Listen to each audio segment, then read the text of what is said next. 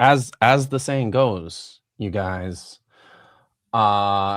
it's my birthday, and I'm gonna do whatever the hell I want. So, is that a saying? That's something people say, isn't it? Sure. I Yeah. feel like I've heard that. So it's here we are. I am not late. I am right on time. And welcome to my show. I'm Kipp Davis. I'm a biblical scholar and a specialist in early Judaism and the Dead Sea Scrolls. And I am very excited for today. As usual, I am joined by my lovely and very talented co-host, Vishanti. Thank you. And very, very excited to welcome friend of the channel, host of Bible and Archaeology, faculty member. Are you staff? I don't know. It's weird. I'm FACA staff. Sure. Faculty member. I'm around. I'm physically present in Iowa City. I'm something. I don't know. There you go. America. At the University of Iowa. Dr. Jordan Jones. They actually are. We are. They actually are hawks, right? Yeah. The mascot. Hawkeyes. So yes. Playing the red-tailed hawk screech is appropriate. I don't know. I have no idea what a Hawkeye is supposed to sound like. And in a moment of honesty, I don't love what our mascot. Not that I don't love our mascot. The Oregon Ducks physical mascot, like the duck itself, is like the best thing in the world. And I really wish that ours looked more like that. Ours is just like a bird head on kind of a buff guy human body, and it's just like it's not as fun. But that's rocking like big Horus energy, which is pretty cool. It's very Midwest. And the old animations are the most fun, but yeah, it is a bird. It is a bird, so it sounds like something. So wow, are you obligated? Is that part of your contract where you're not allowed to besmirch the mascot? Look at that pour, everybody. That was great. Look at that. I don't know. Flawless pour. I don't know if it's well done. I don't know if it's technically a part, but it might be. Who knows? Whoever reads the fine print of things, I sure didn't ever. So no. It's probably why I got into so much trouble when I taught. But I'm enjoying today. I know I'm day drinking, and that's frowned upon, but it's your birthday. It's my birthday. So I'm enjoying a Sabro Citra coconut IPA from the Fieldhouse Brewery, which is a local brewery. This is from a very hoppy sampler. It's an IPA sampler. So it's really good. I like it. I don't usually like IPAs, but that one I would try. That one sounds This one it's probably my favorite in the sampler. I like it better than the double IPA. But so what's going on? For the last 2 years on my birthday, I have streamed, and for the last 2 years I featured a PhD dissertation in my stream. The first year it was Jeremiah J. Johnston's PhD dissertation, and I didn't have a lot of nice things to say about that one. And then last year, on special request, I was asked if I would do a stream about my PhD work. So I decided to do that for my birthday. But this is a tradition that I would like to continue. So this year, we're back to one that you don't have nice things to say about this year. I see. It's in every other. I see. No, this is so that next year is the one I want to. I'm going to have Dr. Joel Carrico on next year, and we'll you won't say a single nice thing about it. No. So no, it's in the cycle now, right? It's a triennial cycle. So for the first time, I've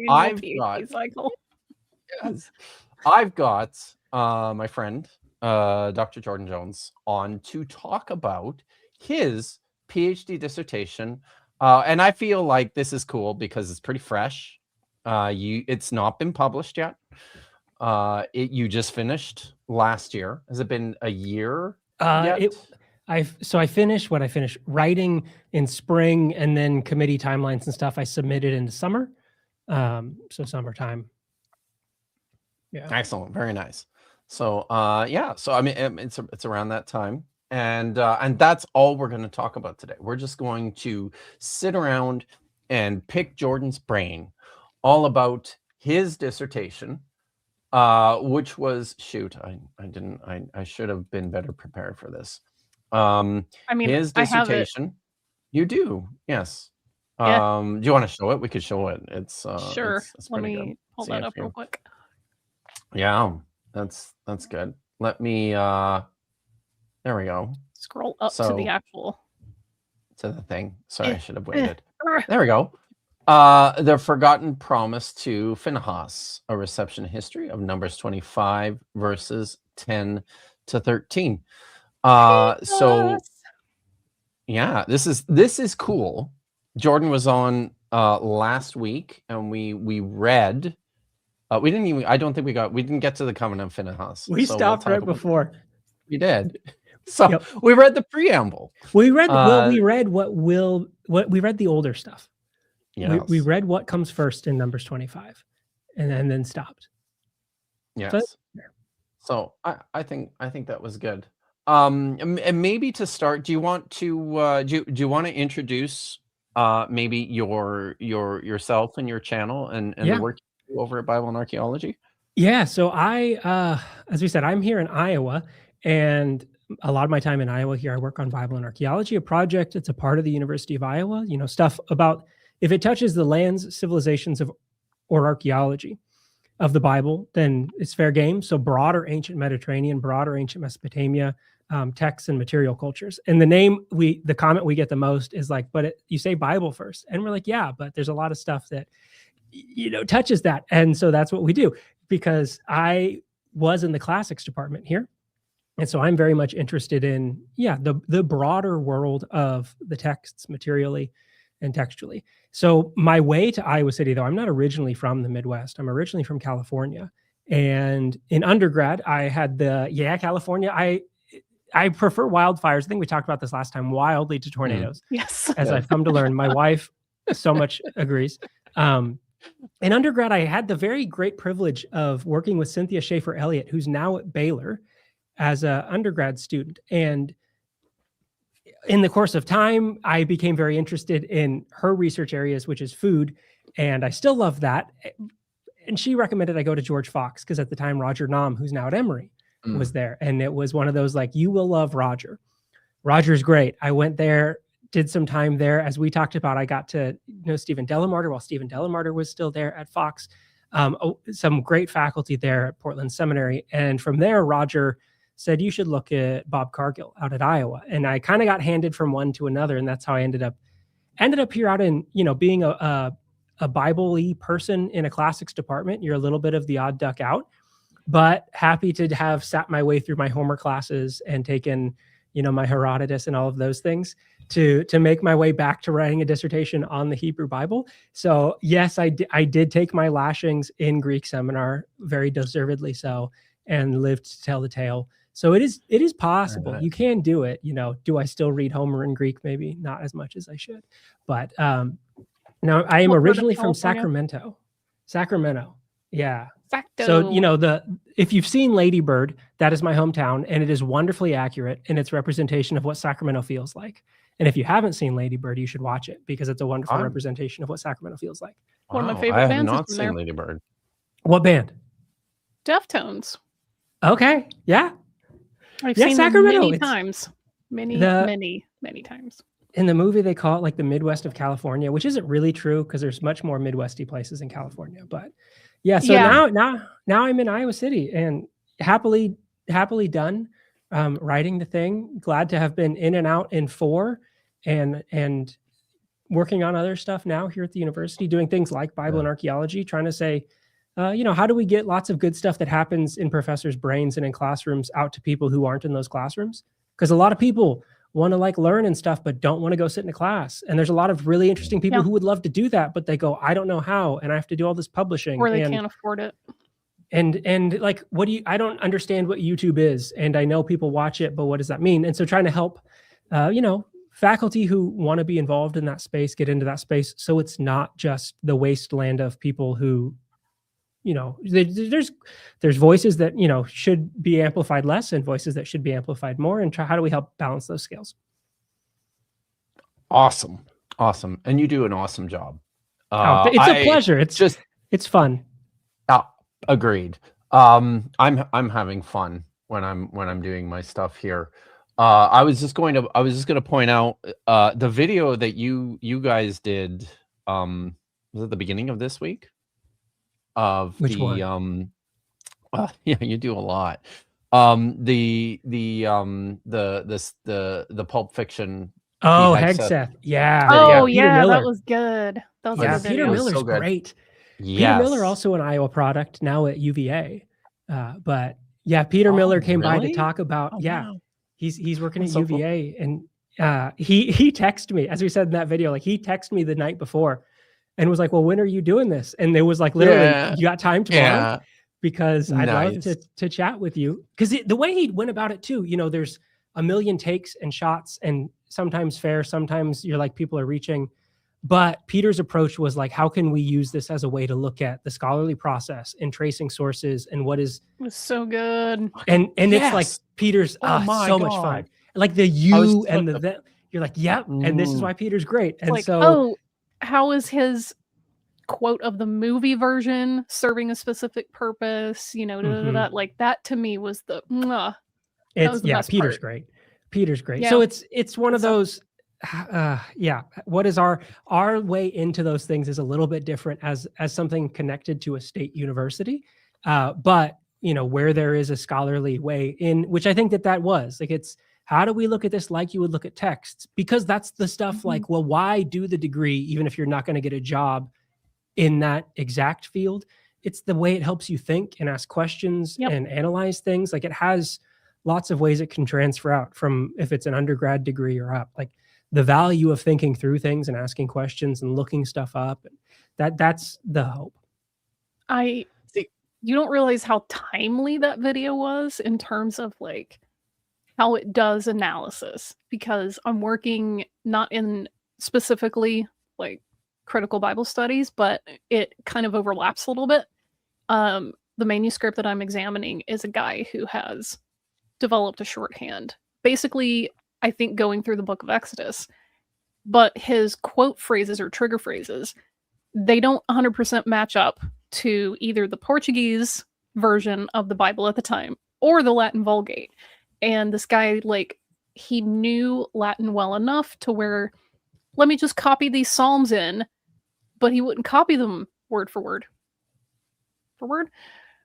He would change the conjugation of certain verbs or nouns or whatever to match like the audience that he was copying this for. And it's fascinating into like how he's understanding these texts, and it's pushing me outside my comfort zone because I don't spend time reading Latin. I don't really spend much time with Portuguese either. I just picked up a few words so I could learn to sing along with my favorite samba songs. But yeah, it was timely. All of the things that you guys were saying is exactly things that I was. I'm so glad that Peter texted me, because I was thinking like, oh, I need to text Peter, and I just asked him to do something else, so it was perfect. Peter's a blast.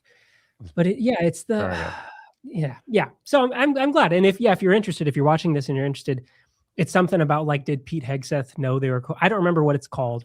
Did he know that he was quoting Pulp Fiction? Yeah, it's like his face and Samuel L. Jackson's face for the thumbnail on our channel. Easy if you go over, that's the one to find. Yeah. So word for word. Wow. Better late, right? So and I think that's like it's timely. I think too.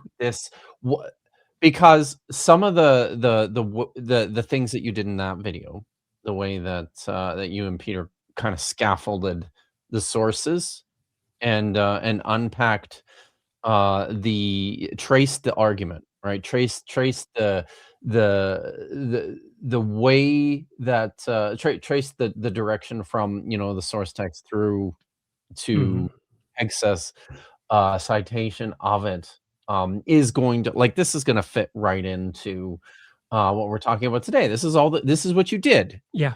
In your PhD dissertation. You looked at a text in the Hebrew Bible and you constructed a reception history for it. I actually didn't have this question on the sheet, but I wondered if maybe can you tell us what is a reception history? Yeah. So the framework for the book is very heavily indebted to the work of Bill Schneidewin in his book on the Society and Promise to David, looking at that promise with David and ever a descendant on the throne.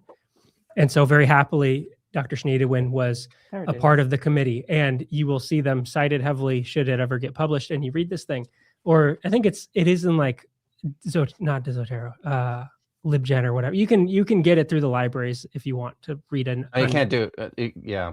No, I was going to say LibGen. You can't do anything by LibGen anymore. But yeah, it's somewhere. It's whatever ProQuest or whatever that thing is. Oh, yeah. But, okay. In that book, so I live in the doctoral descendants out of Schneidewin because my advisor is Bob. Bob's advisor was Bill. And so when I was looking at topics, I loved Bill's book, and it was one of those, well, what would it look like to do in this thing? Because I really like stuff like cultural memory, but I didn't want to go fully down that path because of how many arguments get kicked up whenever you say something about that, and where do we go? And so in a reception history, for me, I was looking specifically at, do we have evidence in the text that this tradition is being remembered, passed down, received, adapted over time? Because if we have in Numbers 25, this promise to Phinehas, it's in verses 10 through 13, and I can read it now to then go through. If we have this covenant that Numbers 25 says we have, when Numbers 25 is supposed to be, you should probably expect some evidence of its existence, like we have with the promise to David, where once this kind of promise is made, things are going to happen that make it difficult to read that promise the same. Situations change, political context change, religious context change. And so that text gets adapted over time. And that's what Bill did in Society and Promise to David. How can we see this? And how can we see it fluctuating over time? How can we see it changing? And so if we look at Numbers 25, 10 through 13, this is picking up right from where we left off in reading last time. There was the Baal Peor event. Something happens there between Israelites and people who shouldn't. An Israelite man brings in a Midianite woman into a tent. Phinehas stands up and kills them. And so that's where verse 9 ends off, that Phinehas, son of Eleazar, does this act of violence, ritual violence, sacred violence, priestly violence. And then verse 10 picks up, the Lord spoke to Moses saying, Phinehas, son of Eleazar, son of Aaron the priest, has turned back my wrath from the Israelites by manifesting such zeal among them on my behalf, that in my jealousy I did not consume the Israelites. Therefore say, hereby I grant my covenant of peace. It shall be for him and for his descendants after him a covenant of perpetual priesthood, because he was zealous for his God and made atonement for the Israelites. So this is the covenant of Phinehas that Numbers 25 presents us, before picking back up in Numbers 25 on some details of who exactly the slain individuals were, and then a setup to the Midianite civil war from Numbers 31. And my question was, if this thing came here at this period of time in the wilderness wanderings, that is such a clear and definitive priestly line declaration, much like what you have with the royal line, where is its evidence? Why isn't this covenant more well known?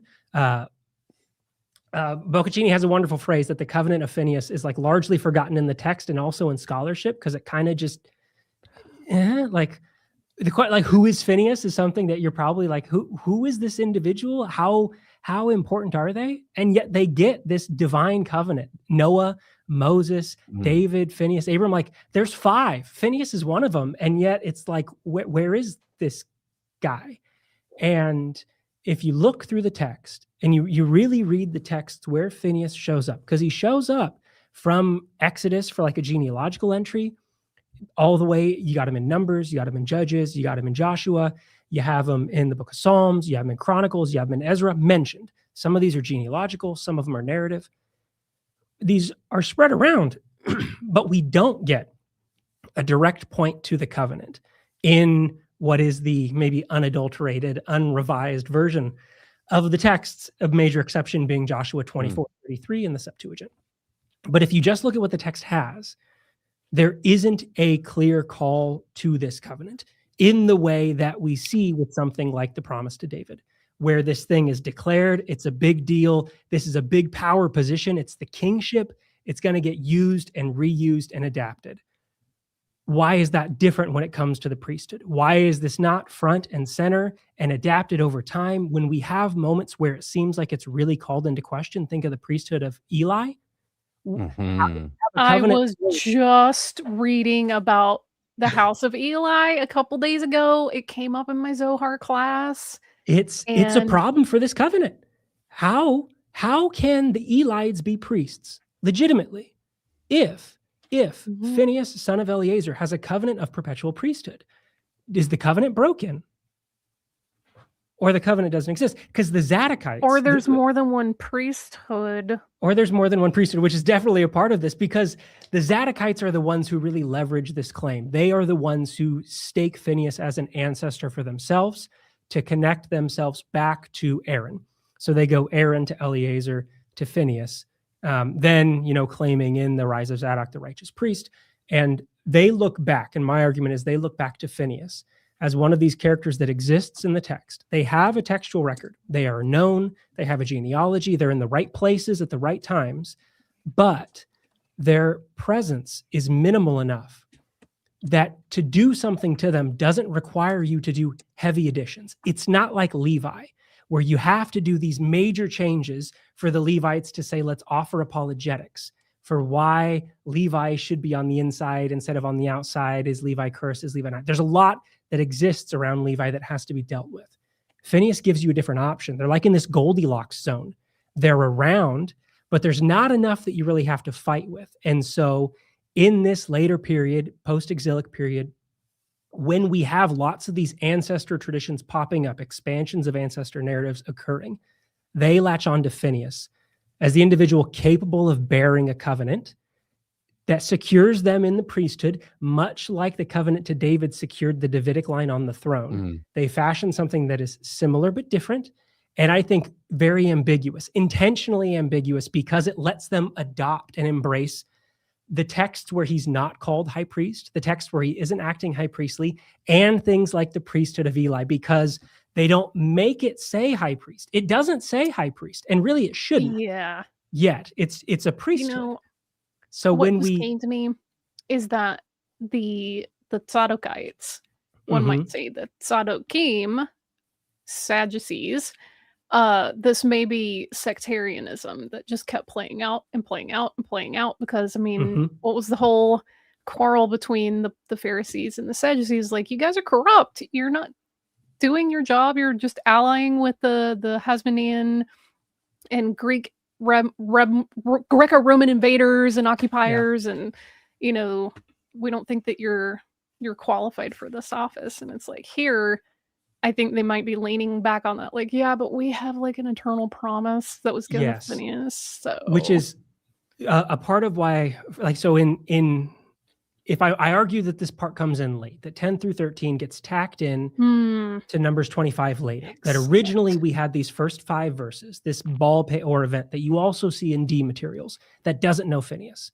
That's an older materials. Tradition. Those are just for clarification. Those are the that's the tradition of the Deuteronomist, and the Deuteronomic background. So material for that week. We get it in Numbers 25, but you also have texts that are influenced by that school of thought, like that bring this up. You have a reference in Deuteronomy, you have it in Hosea. You have these appearances where Baal Peor shows up, sometimes Phinehas-less, but always, except for Numbers 25, 10 through 13, covenant-less. And that it's in that late Persian period where there is a real wrestling for who has the authority of the priesthood. When we are reinstituting a system here, who gets to make the shots? How are we settling when so many people are claiming descent from Aaron, and who's on the in and who's on the out? And that's the moment that Zadokites, They have things that they can lean on, but are they secure enough? I don't know. What's worked before? Covenants. What is becoming popular right now? These types of ancestor traditions, and leaning into that imperial system that views this in a positive way. It lets them move away from old means of legitimization, which is just priestly violence, into new ways that picks on some of the air of that royalty idea of the divine bestowing, blends the two together so they can come back and say, listen, it's not new. We didn't just come up with this. This came to our ancestor at this point in time. It's always been here. It's been around.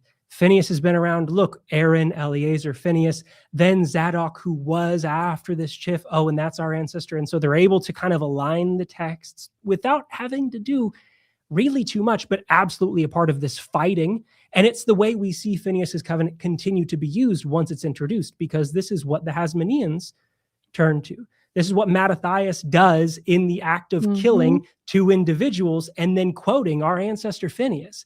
Like, they lean on this idea. Just about to say, like, if you can't get to the Maccabees and like their whole violent zealotry thing from this, like, that is a huge thing you can connect, because that's exactly what I was thinking of. It's like religious violence to them is justified, and it's specifically from this camp. And they take both. They have that ability to like lean into violence because that's a part of their, how are we overthrowing? But it's not enough. And so Mattathias reenacts the violence of Phinehas in the event of Baal Peor with this moment of spearing two individuals, and here you go. And then also cites Phinehas as the ancestor, leans into this idea, showing by that point in time, it is a known thing and a thing that gives you leverage to power, to priestly power. And like, why doesn't it show up before then? Maybe because it's not around. Yeah.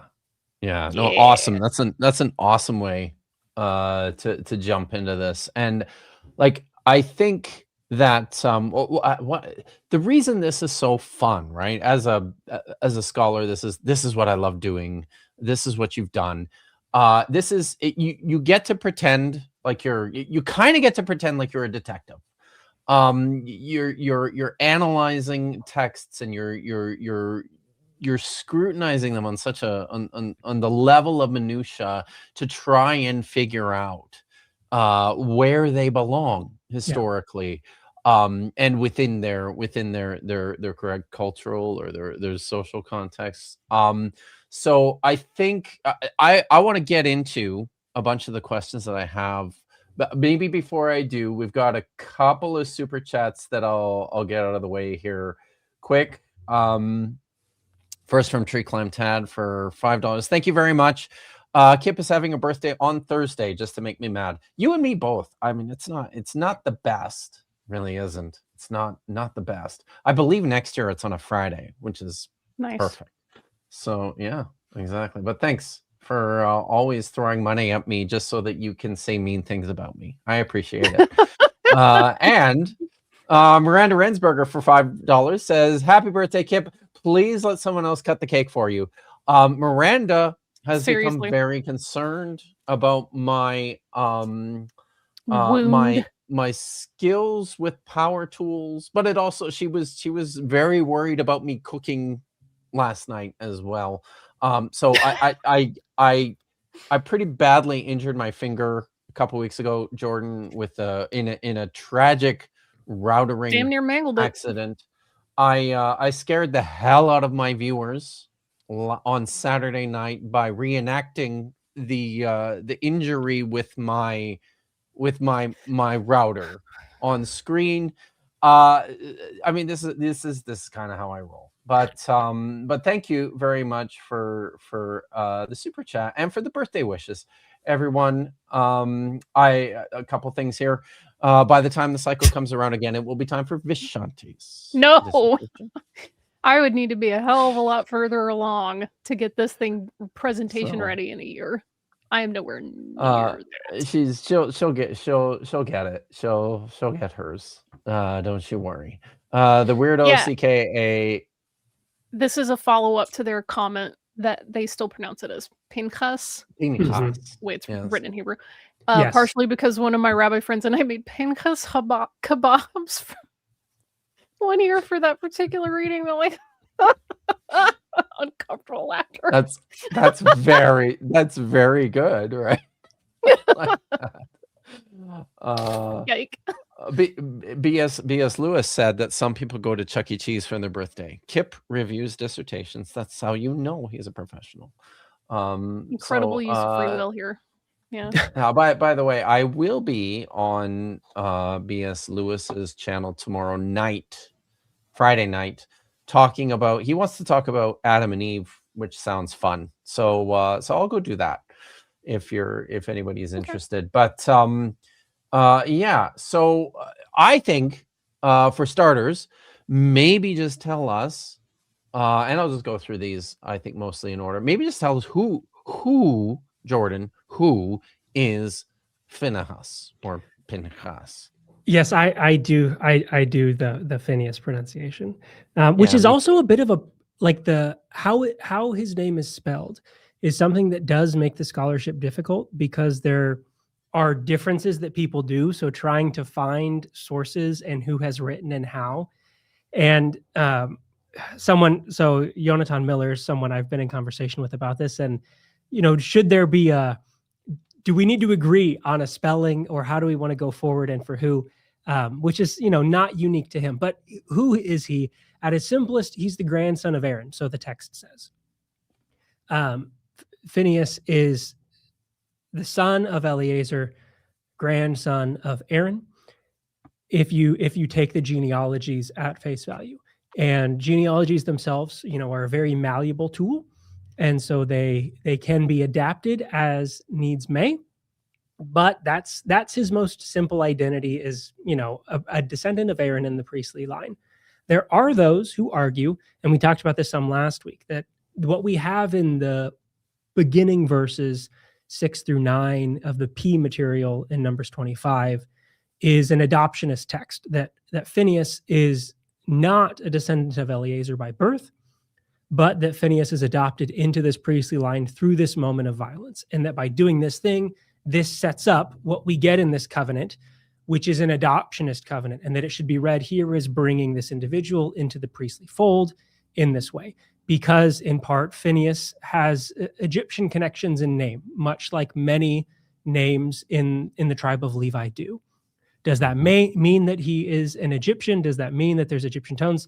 There's places that people differ in their arguments, but a lot of this looks towards what is an older reading of 10 through 13 that sees it as like the original point of Numbers 25.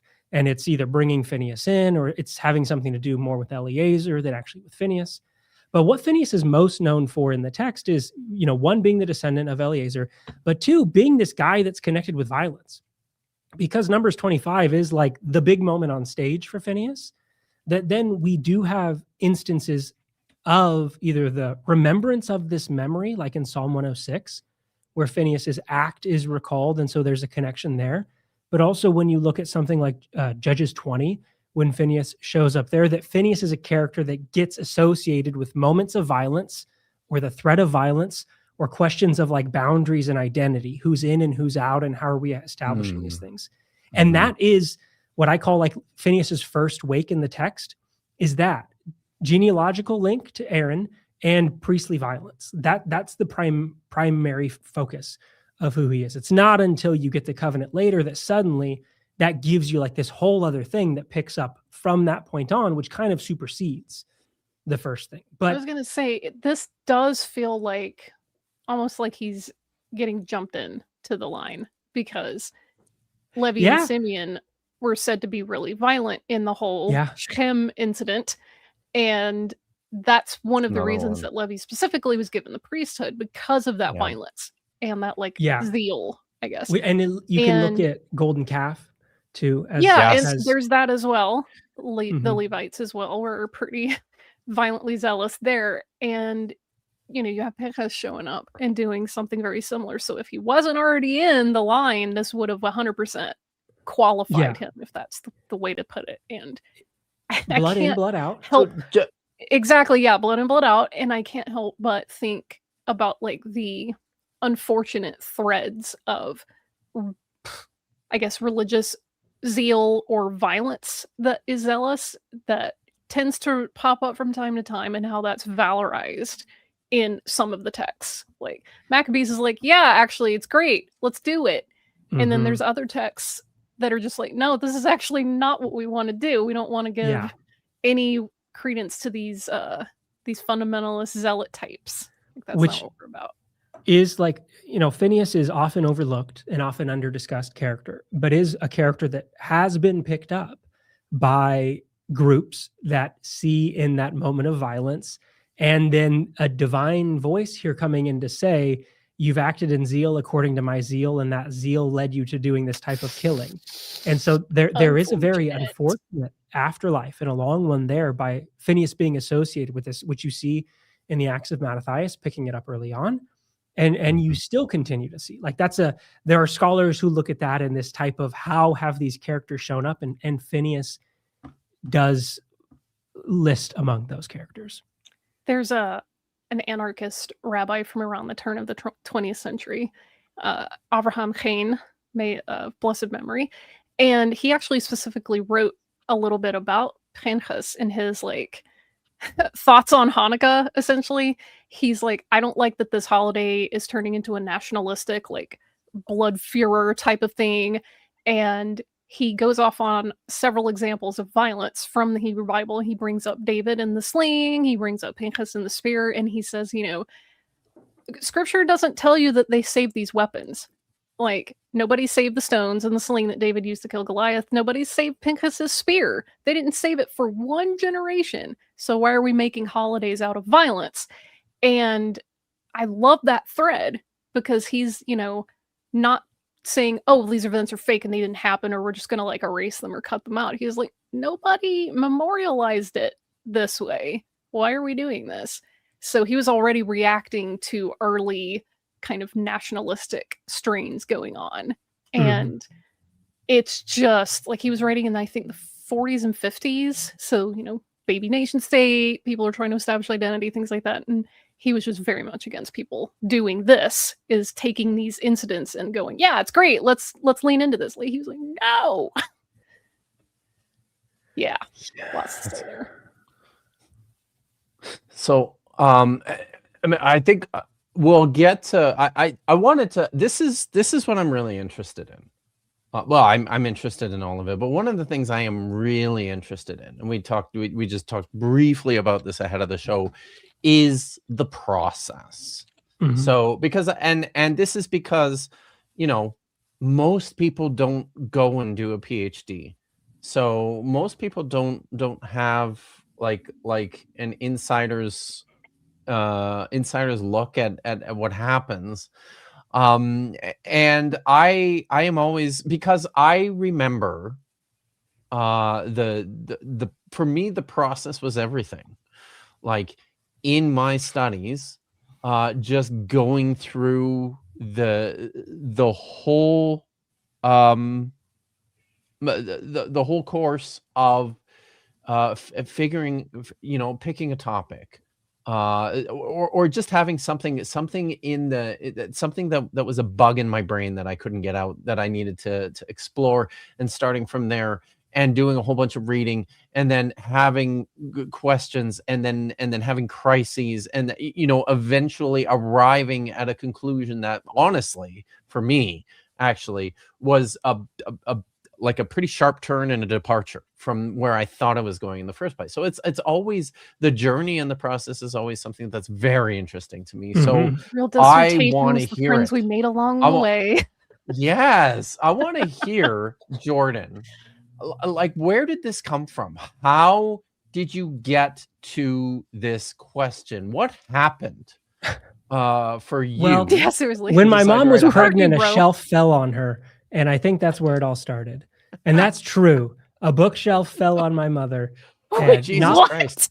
Not long, or it was like a cabinet. I think it was like the china cabinet fell over. Were there books in it? For real? There's for stuff. real, No, for this is for real. This is true. Jesus Before, not long before I was born, which is here at the 28th, near the end of the month. It dropped on And your I head think- before you were even born. Good Yep, job. I think that's where it started. God And then the damn. second defining moment is I fell out of a grocery cart as a young child. And I think that's the second one that really just, you know, hit those dents in there and made me do this. Where it came from, like, I honestly don't remember. I know it started because I was doing this Second Temple Judaism course, and we were going through readings and stuff, and something about Ezra 7:5, when Ezra is doing this, son of, and going through those names and, kind of doing those check boxes of like, well, which ones of these do you recognize? Which ones of these do I not? And trying to remind myself of them, and getting in 7:5, Phinehas, son of Eleazar, son of the chief priest Aaron. And I'm like, I don't really remember this one. So starting to do that look around and going, this is I don't, okay. And just kind of from there, just starting to poke and be like, why aren't people talking about this one? Because I know I like, for example, like the Covenant of David stuff. And so just kind of starting to needle there.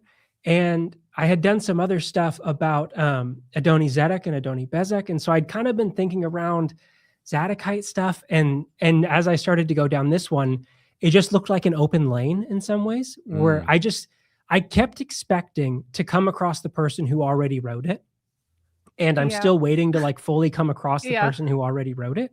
Surprise, it's you. And and maybe that's like maybe tell us like what you were discovering when you encountered this text in Numbers 25 and the priestly covenant. How were scholars talking about the first stuff I started to find was, I went to like, okay, let's go to some of the names I expect that will show up in everybody's stuff after this. So going to people like Noth and saying, okay, what are you saying?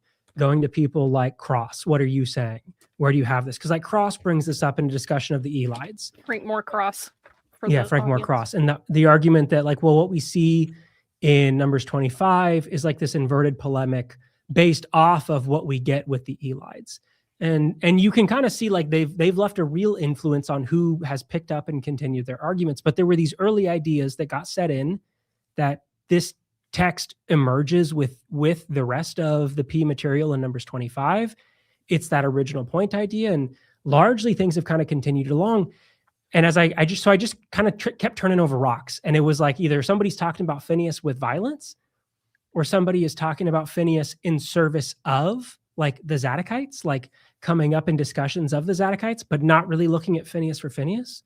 And the covenant might pop up in something like talking about Mattathias or talking about Zadokites, talking about Ben Sira, but no one had really seemed to like hone in just on, well, let's talk about this thing that they all then cite. And it's not that Phinehas hasn't been discussed, because he has, but I didn't find something that I found to be that compelling. Like, let's just look at these couple things. And do we know when they came from? Are we so sure that they came from the same time as what we have before and after? If so, why doesn't it leave a trail? Why is there no sign from it? Because, and so that was just kind of the questions that I started to like just continue to go around and read, and, going through every library search possible that I could for amalgamations of Phinehas's name, and the footnote hunting of you find one article and just read everything that's in the footnotes, and then read everything that's in their footnotes, and starting to build out. I'm a big lover of OneNote. And so I would just make a new section in a folder in OneNote for everything. And if I could throw the PDF in there, I did. And just because it's searchable, just putting stuff in there. And I love to do like, can I read as much as I can before I start writing the thing so that I don't accidentally find the thing midway? And just kept doing that, reading along, because I was certain I was going to find it.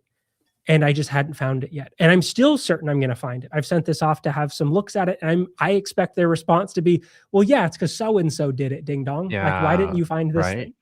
I think I just may have possibly found the one scholar on the planet who is writing on the same thing that I'm investigating right now. And I am having the hardest time trying to find their contact information. I'm like, no, I want to email them and see, hey, I've seen a reference to your work. Is this the thing? Is this really what, they're saying it is? If so, where can I read your work? Help me out here, because I don't want to duplicate hundreds of work hours if somebody's already done this. So exactly. And there were definitely moments along the way where it was like the terror of I'm starting in on somebody's book, and I go, I think they did it. And then a little ways in, you're like, nope, they're going. Oh God. Ooh, okay. Yeah. And so those were the terrifying moments, but also good, because you're like, okay, this continues to show people are going around it, And I don't really know Is it why. Like, Mhm. maybe the closest, was it Miller or sea bass? so That, see, like early on, Dillman mentioned yes, something right. about 10 through 13 being late. And there's a couple Yeah. long now dead German scholars who kind of did some agreement that, yeah, 10 through 13, this is going to be later. And has just kind of fallen by the wayside. I think because of the weight of contrary readings that say, no, it emerged differently. Seabass has definitely done some work in and around, but most of these conversations are looking at like just Numbers 25 and maybe where does this slot in, but not looking at the implications. Like if we want to say it's early, how do we deal with the absence of its existence? If we want to say it's late, what does that mean? So even in places where it got maybe dated or people put forward source theories or times of emergence, the so what part of it was still left hanging. Where Phinehas had the most treatment is in that, like, let's talk about Phinehas as a character of violence and what does that mean? What does that mean for the texts that receive him? What does that mean for the communities that care? That's where, and I think for good reason, like a lot of tension has gone because so much that just pulls in so many eyes and has pulled in so much. You know, it has produced some things, let's say. So it's gotten attention. Whereas like the covenant side, I don't know, like why exactly it didn't get the same attention that the others do. I don't know. Hmm.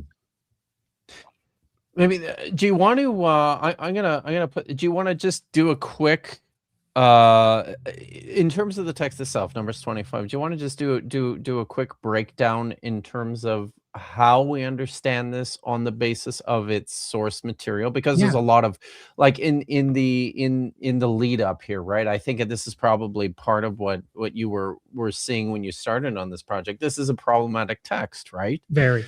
In terms of Mhm. its construction. Can you walk us through just quickly what's going on here, some of the problems and the source solutions to this? So there are a lot there are a lot of problems Mhm. in Numbers 25. The Yes. first one comes in verses 1 through 5, which is it picks up with this event at Baal Peor and the Moabite women. And what exactly is happening and where this comes from. Verses 1 through 5 is the old part of the Numbers 25 tradition, that part that's probably floating behind those other places that we see Baal Peor showing up. Like Boudreaux has done some work on this, where we Mm, see, how do we see Baal Peor being remembered in this way? That there's something that happened. They yoked themselves with these individuals, and there's some kind of justice that's supposed to take place. This is usually people just kind of slap J or E or J/E or question mark old, depending on how. Some people try to break it apart. Like, I think this part is here and this part is here. To me, it kind of feels like one of those, it's lost to the murky depths, that how exactly we're splitting the stuff across, but it has those tendrils into non-P material, but is setting up a real moment here. And so you get things in there that are in some ways, maybe give some evidence to that, some of the concerns that it has about the way you're mm, having interactions here, what is going on with the sacrifice or sacrifices, what is the role of food here, what is the concern of who has cultic power and who Mhm. doesn't, what is God doing here in when the Lord's anger is kindled, as we talked about last time, like how exactly is that taking place and why? Is it mhm, because of the sacrifice? What is the sacrifice doing? Who's it feeding? Susan Ackerman has done some work on these verses regarding like the role of food and the role of the women here as the mm, controllers of a right, competing cult that the text is fighting with, and right. setting up what we're going to get in the P versions and picking up in 6, that cult is prohibited. That cult brings about this, and the correct response out of the priestly hands of the text is to reinstitute the cult as they see fit, which leads to violence against individuals. But a big thing to note, the thing that normally gets noted first, is verses 1 through 5 are dealing with Moab. And then in verse 6, we get a pivot, It's the big one. and it's Midianites. And so Yeah. we have a Oh, shift from Moab to Midian. Those things, it's a hard line that then why, as we talked about last week, there is a connection here to the prophet Balaam and some work that seems to have done previously to maybe try to stitch a verse where the elders of Moab and Midian go forward, but even then it slides back to Midian. So like maybe a quick nod to say we know there's going to be a problem in Numbers 25. But then in verse 6, it switches over to the Midianites.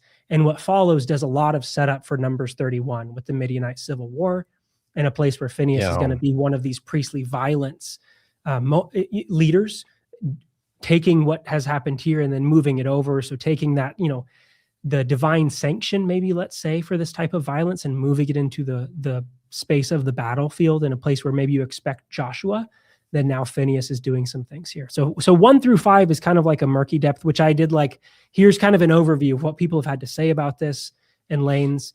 And I'm going to step away from it because I'm not trying to pull those parts apart because Covenant is. Cosby was one of the women, one of the women that killed. Yeah, right? Cosby becomes the name. Yeah, that becomes the name. So yeah, I was going to ask you something that while you were explaining this idea of women who are doing cultic practices that are not approved for whatever reason, whether it's a foreign cult or a syncretic cult, whatever, doesn't matter. Tying this back to Ezra and his reforms and his real big push to centralize everything in Judah, more specifically Jerusalem, everything outside that is not approved. You can't do it. It's illegal. Flag on the play. I've been wondering for a really long time if this is tied to like what I think of what was the precipitating incident that made them go so hard against women's places in cultic practice, because it seems like they had a much bigger role pre-exile. The more we dig into the archaeology and some of the language in the redacted Hebrew Bible as we have it, that they're trying to go nope, we need to subjugate this, it's not as central, it's not as important. Is this tying into that, I wonder? I think verses 1 through 5, I really like Ackerman's read on it. I mean, I feel like I love everything that Ackerman writes, but in looking at this, how does food play such a central role here in a lot of the text? I'm thinking too of like Cakes for the Queen of Heaven, Jeremiah. You see a similar type of fight between approved cult and unapproved cult. But if we look there, like at Jeremiah, in Jeremiah 44, their response is that like, we have done these things. Our ancestors did these things. We did this in the streets of Jerusalem. Like, we've got the receipts that this has been going on. And that Numbers 25 here, there is a danger, I think, in the eyes of the text. The text sees a danger, one, in it being a different cultic authority, just at all. A possible threat in it being, a female cultic authority, because there might be, is this bringing them over by participating in these sacrifices? Is this a part of an ancestor cult? What does this have to do with identity and how identity is understood and controlled? But then there's also that then tacked on to the Moabite idea. So you kind of have like a stack of which one of these weighs the most. It might depend on the time. Is it the fact that they're Moabites? Is it the fact that they're doing this in a thing that is, they're yoking themselves to here? They eat the sacrifices. They bow down to their gods. Is it about identity in this way? Is it about the inappropriate relations or whatever they're doing with the women of Moab? Are they the cultic authority members here? It feels like it touches a number of these rails, all of which it's like, we would rather it be here. We would rather it be the control of Aaron's. Because we know that one of the ways that you would engage with deity at in the earlier times was through meals and food. And you see some of that like in the Israelite canon is like, hey, there's sacrifices for when you do something bad. That's one type. But then there's two, I think, that are just meals. You just bring meals and you eat right there with, the god or the priest or whatever. And that's seen as like, yeah, you're directly engaging with the deity. You're having a meal with them. And, one of the reasons in this text is like, hey, you can't be eating with them because you're going to end up doing syncretism and blending our traditions. We don't want that. You can't do that. We have to hard line between them. You shall not mix them. And I was wondering, what is it about food specifically that doesn't just bring people together, in our evolutionary history, bringing people together and being social around food, but in a ritual sense or in the cultic sense? Why is food so central in that like vertical versus horizontal like relationship? I mean, I'd say I would defer to whatever Carol Myers has to say. This is the space for work of individuals like Susan Ackerman, Carol Myers, Jenny Ebling, Cynthia Schaefer Elliott. Like a lot of this work on what exactly is going on with food, and it has been an overlooked space in the archaeological record and in the textual record of what evidence do we have, and some of this comes down to when excavations have taken place, the household hasn't been the spot that's gotten the time because it's not the big thing, it's not the large thing. And then how have records taken place from that? So when we're looking at a text to say, how much does it have to tell us about these moments where food shows up and how food shows up and who's in control of food? Do we take them at face value? What do we need to pull away? How much can we pull away? And then where can archaeology help supplement that to say, well, what types of meals are taking place and what are these spaces? And so when there's excavations that have, cultic spaces connected to food production spaces, connected to like, okay, these are areas that now we can start to see there is a clear, handoff in authority in these spaces and how that role takes place, which is something like you get with the cakes for the Queen of Heaven. It becomes this method that they pass down instruction. It's a way to bring a community together through bread production, right? It's a communal process. It's a time-intensive process. It is a matriarchal process. It's secret knowledge. It's precious knowledge. It's life-sustaining. And all of that connects back into your idea of a deity. That it's can the feel thing threatening. And if we're looking at a cult that decides it needs to be centralized and becomes, then those are those. Those are those threatening places. You got to do your stuff in public where we can see it. We don't know what you women are doing in those secret kitchens, baking all day. No more of that kind of stuff. But also, that reminds me that when I was actually studying this morning with somebody, and we were translating, word by word to try to get like a really clunky meaning before we start to make it sound a little more reasonable.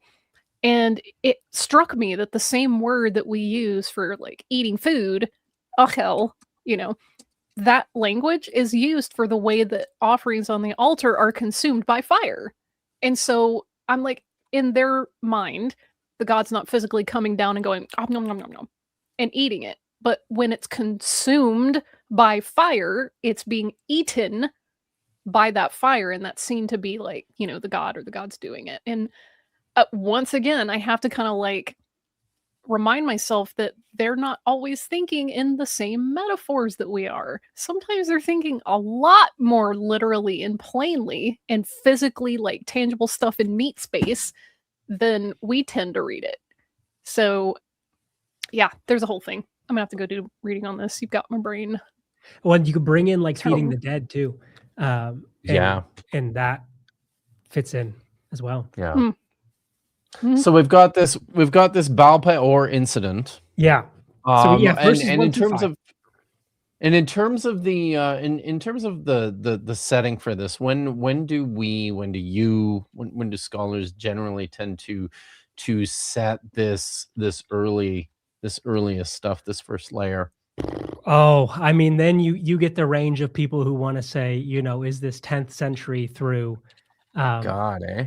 Yeah, Wow. so there's some that reach like the way back of how old. I kind of just did the here's the list of people's dates. I don't really care. Yeah. But we have, and that's the thing I was interested in too. Like we've got these other textual traditions, right? Yeah. Deuteronomy chapter 4. Hosea, what is it in Hosea? Is it 11? I have it over here somewhere. Hosea 9. 9. Hosea 9:10. Yeah. Right. They came to Baal Peor, consecrated themselves to a thing of shame. Yeah. Yeah. You got it in Deuteronomy, Joshua 22, Hosea 9. You get these moments. And so, I think it's before 6th because we start to get a pickup for like what comes next. I think the early side of that and looking at early P materials maybe there. So something is solidified and spread around enough by that point in time. How old? Because then you get into that, like, well, is it oral tradition and passed down but it's older and old enough to kind of have spread around in some of these ways. But in those instances, it is a Phinehas list tradition. Yes, that this event lives as a thing where they did something they shouldn't have, and yet it's a detestable thing. but it's not a Phinehas moment yet. Yeah. So Until and we is get into this, verse 6. I think is this first layer, like the Baal Peor incident, because I wanted to ask you about this too. Is this a layer that precedes the emphasis and the interest in priestly violence, or is that precedes it? I mean, I think for the is characters, is the priestly violence built into the Baal Peor incident from the beginning, do you I think, think or it is that serves. something that's tacked on too? I think it gets tacked onto it because it's the perfect moment Yeah. for it, because it touches some of those, like, what is the role of priestly violence? It is to establish one group as the approved authorities. It is to condemn the behavior of inappropriate activity. It's to create a dividing line on who's on the inside and who's on the outside. So it, like, this becomes much like Exodus 32, one of these moments where there's a story, which comes first, but this becomes a bed onto which, if we're looking for a moment to say, maybe we need a priestly violence tradition too, it might serve as a good bed onto which the flowers can grow to be that first I like level that. of things. That's good. Yeah. So maybe that's we can talk about the next part of this, right? Chronologically and in terms of the construction of the text, starting in verse 6. Yeah. This is what's happening here. So we get verse 6, which becomes our priestly violence layer that gets added into Numbers 25, which is, we had in the first 5 verses, Moses is told, you say to the leaders, right, you're going to kill anyone that did these things. It's not explicitly aimed at like a priestly contingent, right? This is charged to the elders, to the judges, that you're going to do these things, you're going to impale them before the sun. But once we get to verse 6, one of the Israelite men brings in now a Midianite woman, so there's our shift. Moabites have exited the scene, they will not return.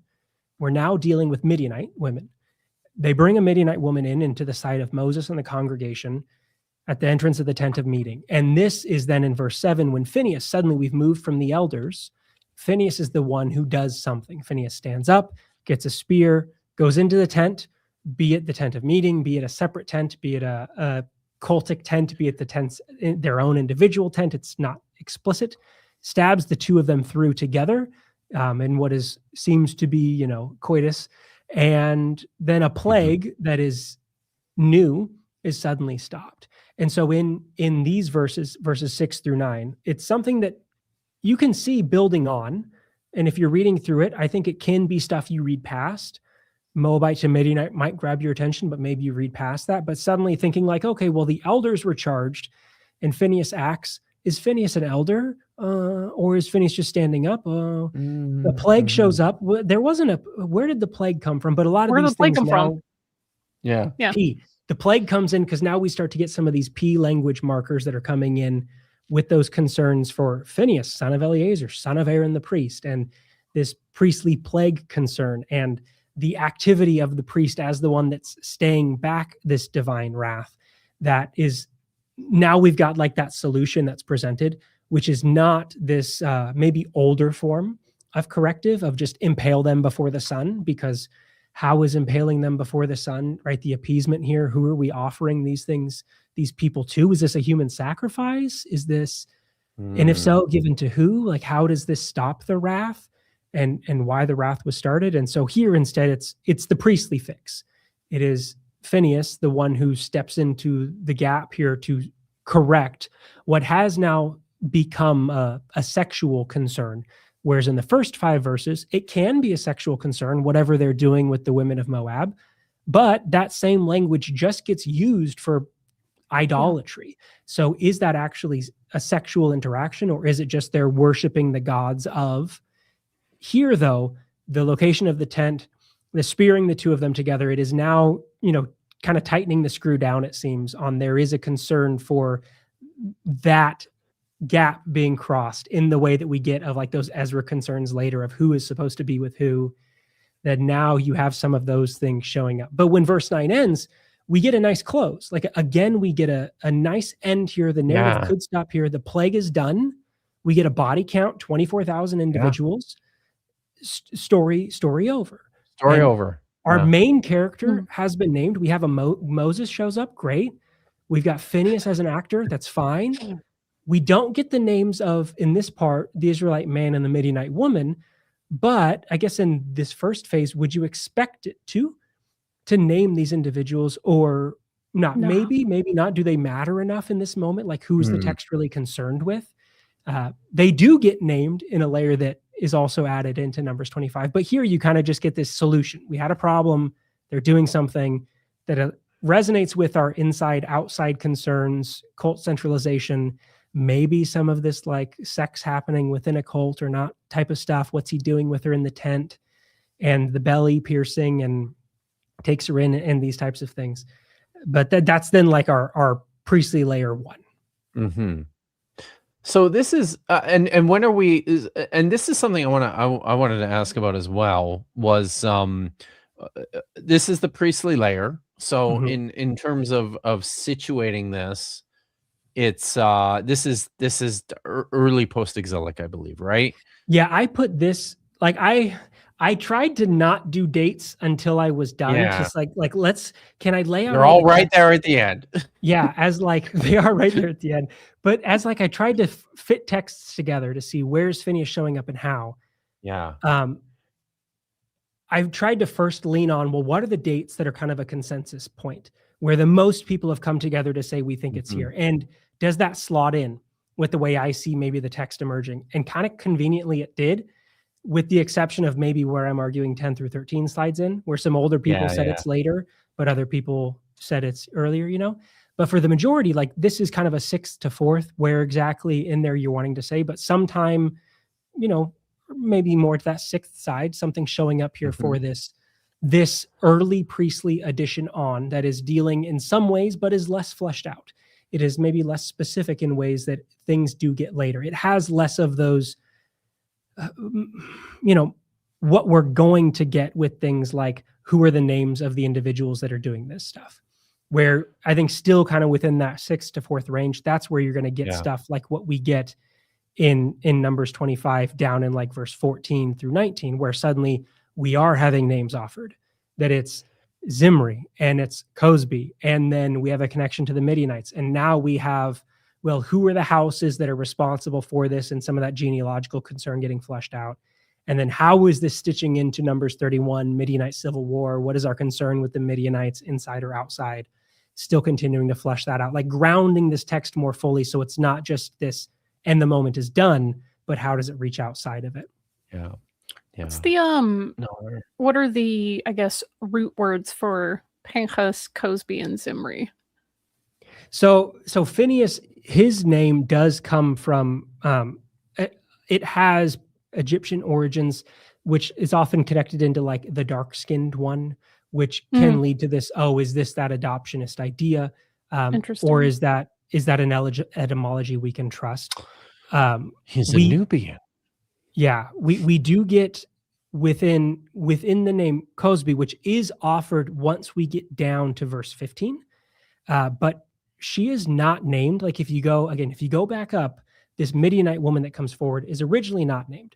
And that has led some to argue that maybe this is what is a Midianite woman who could go without being named and we should know who it is. Especially when we're giving a reference to Moses. Is it too much to say a name here? Interesting. And so maybe she goes unnamed out of some deference for Moses, but then this is a direct attack from Zimri, belonging to the house of Simeon, against the house of Moses by taking Moses's wife. I was going to say, where's Zipporah from? Right. And so like that's a reading that some people offer. And is this a part of why this is weeping? And is this one of those challenges to Moses's authority that's taking place here and saying we're supposed to do this? Well, I'm going to do this. She's not named. She does get named, and it's like a luxury. It's like luxury. I want to say it's like connected to ideas of like wealth, and she's supposed to be from the house that is ahead within the ancestral tribes, the head tribes of Midian. Cosby is connected with wealth. Yeah. Let me double check that I'm Really? not speaking out of order. Okay. It has connections to luxuriant. Interesting. Interesting. Because when I see that right away, I mean, I imagine Vishanti's probably thinking the same thing I am. But when I see that right away, I think it's gonna. I just see it's connected to lying, right? Well, so there's and this can connect back into that idea of, well, what is the cult that they're doing? And is a Yes. name being offered here to connect to Yeah. an idea of the type of cult Yeah. that if this is sex as part of a cult, that she would be overseeing and as speak there. And I didn't really engage with the name side No. much, other than like Phinehas's, Yeah. because in looking at them, especially as something that I saw as being tacked on later, they feel like exactly those kinds of places where you're going to make a shot over the bow of Yeah. someone to say, hey, we're throwing a name in here that is maybe building on some of those things, but for who? Yeah, I was gonna say So names often can give you a clue as to the polemic. Yeah. Like what they're doing there. Yeah. Like the thing that is just it's too in many ways it's too on the nose for me to just ignore. But I'm just like, when I see this Cosby Bat Zur, right? I mean, sword is a word that appears a lot in Hebrew Bible texts, and usually the referent of that word is Yahweh, like a lot. Yeah. It happens Sorry, a lot. Israel. Yeah. And I'm like, what the hell is going on here? I certainly haven't spent much of any time on that, but it really looks interesting to me. And this was completely like separate from what you were doing, Jordan. But I don't know. There are what is it Florent? They wrote something, I think it's called Who Killed Moses' Wife? Yes. That Yeah. deals more with, going through, because there are scholars who have looked at, let's look at names, let's look at how are they building a polemic, or how are they are we clue dropping, how much is built into this? Because, if it's being tacked on, it's being tacked on for a reason.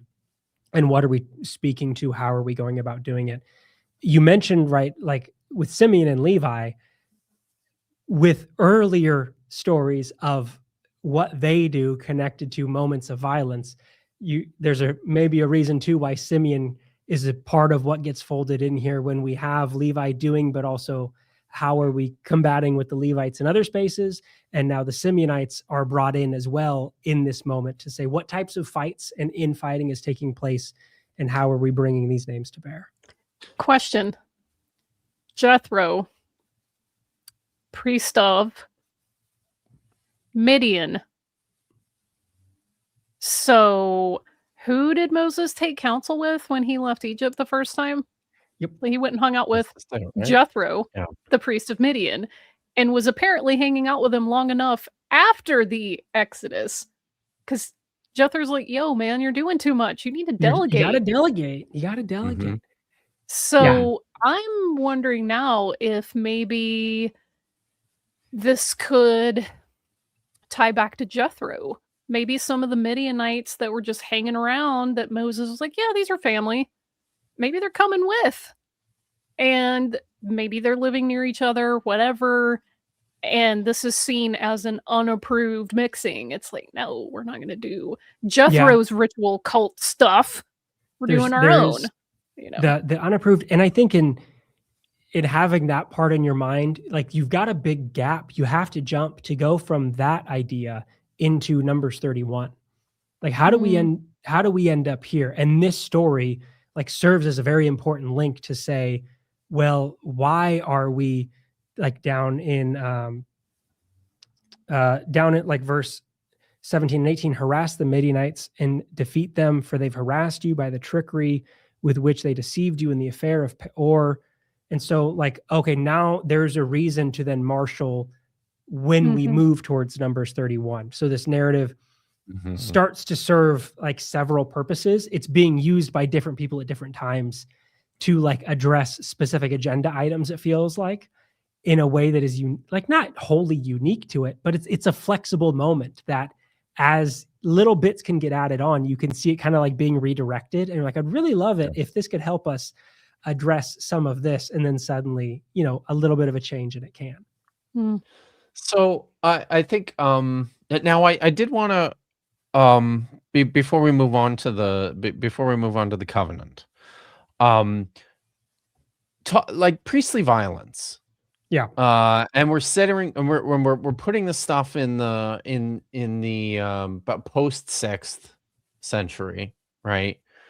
Like what's actually going on? What is the big deal? Why is the text, because it's not here, not just here, as you've already pointed out, this serves this larger ideal. What is it about priestly violence that the writers at this point in time in the history of the text, what are they so interested in? What is it doing?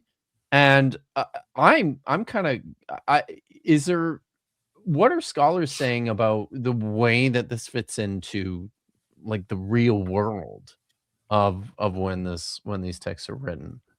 The text that I think I found to speak the best to priestly violence is Yonatan Miller's work, talking about the way that priestly violence is used. And it shifts. It's not always the same in how it gets applied in every text and by time period.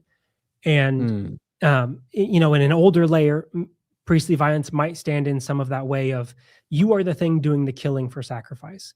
And how does one legitimate yourself for that? It's that you are enacting these things. You are then the mediator for the divine. And if you're doing that and there's that divine wrath that needs to happen, how do you enact that? How do you facilitate? How do you embody that type of thing?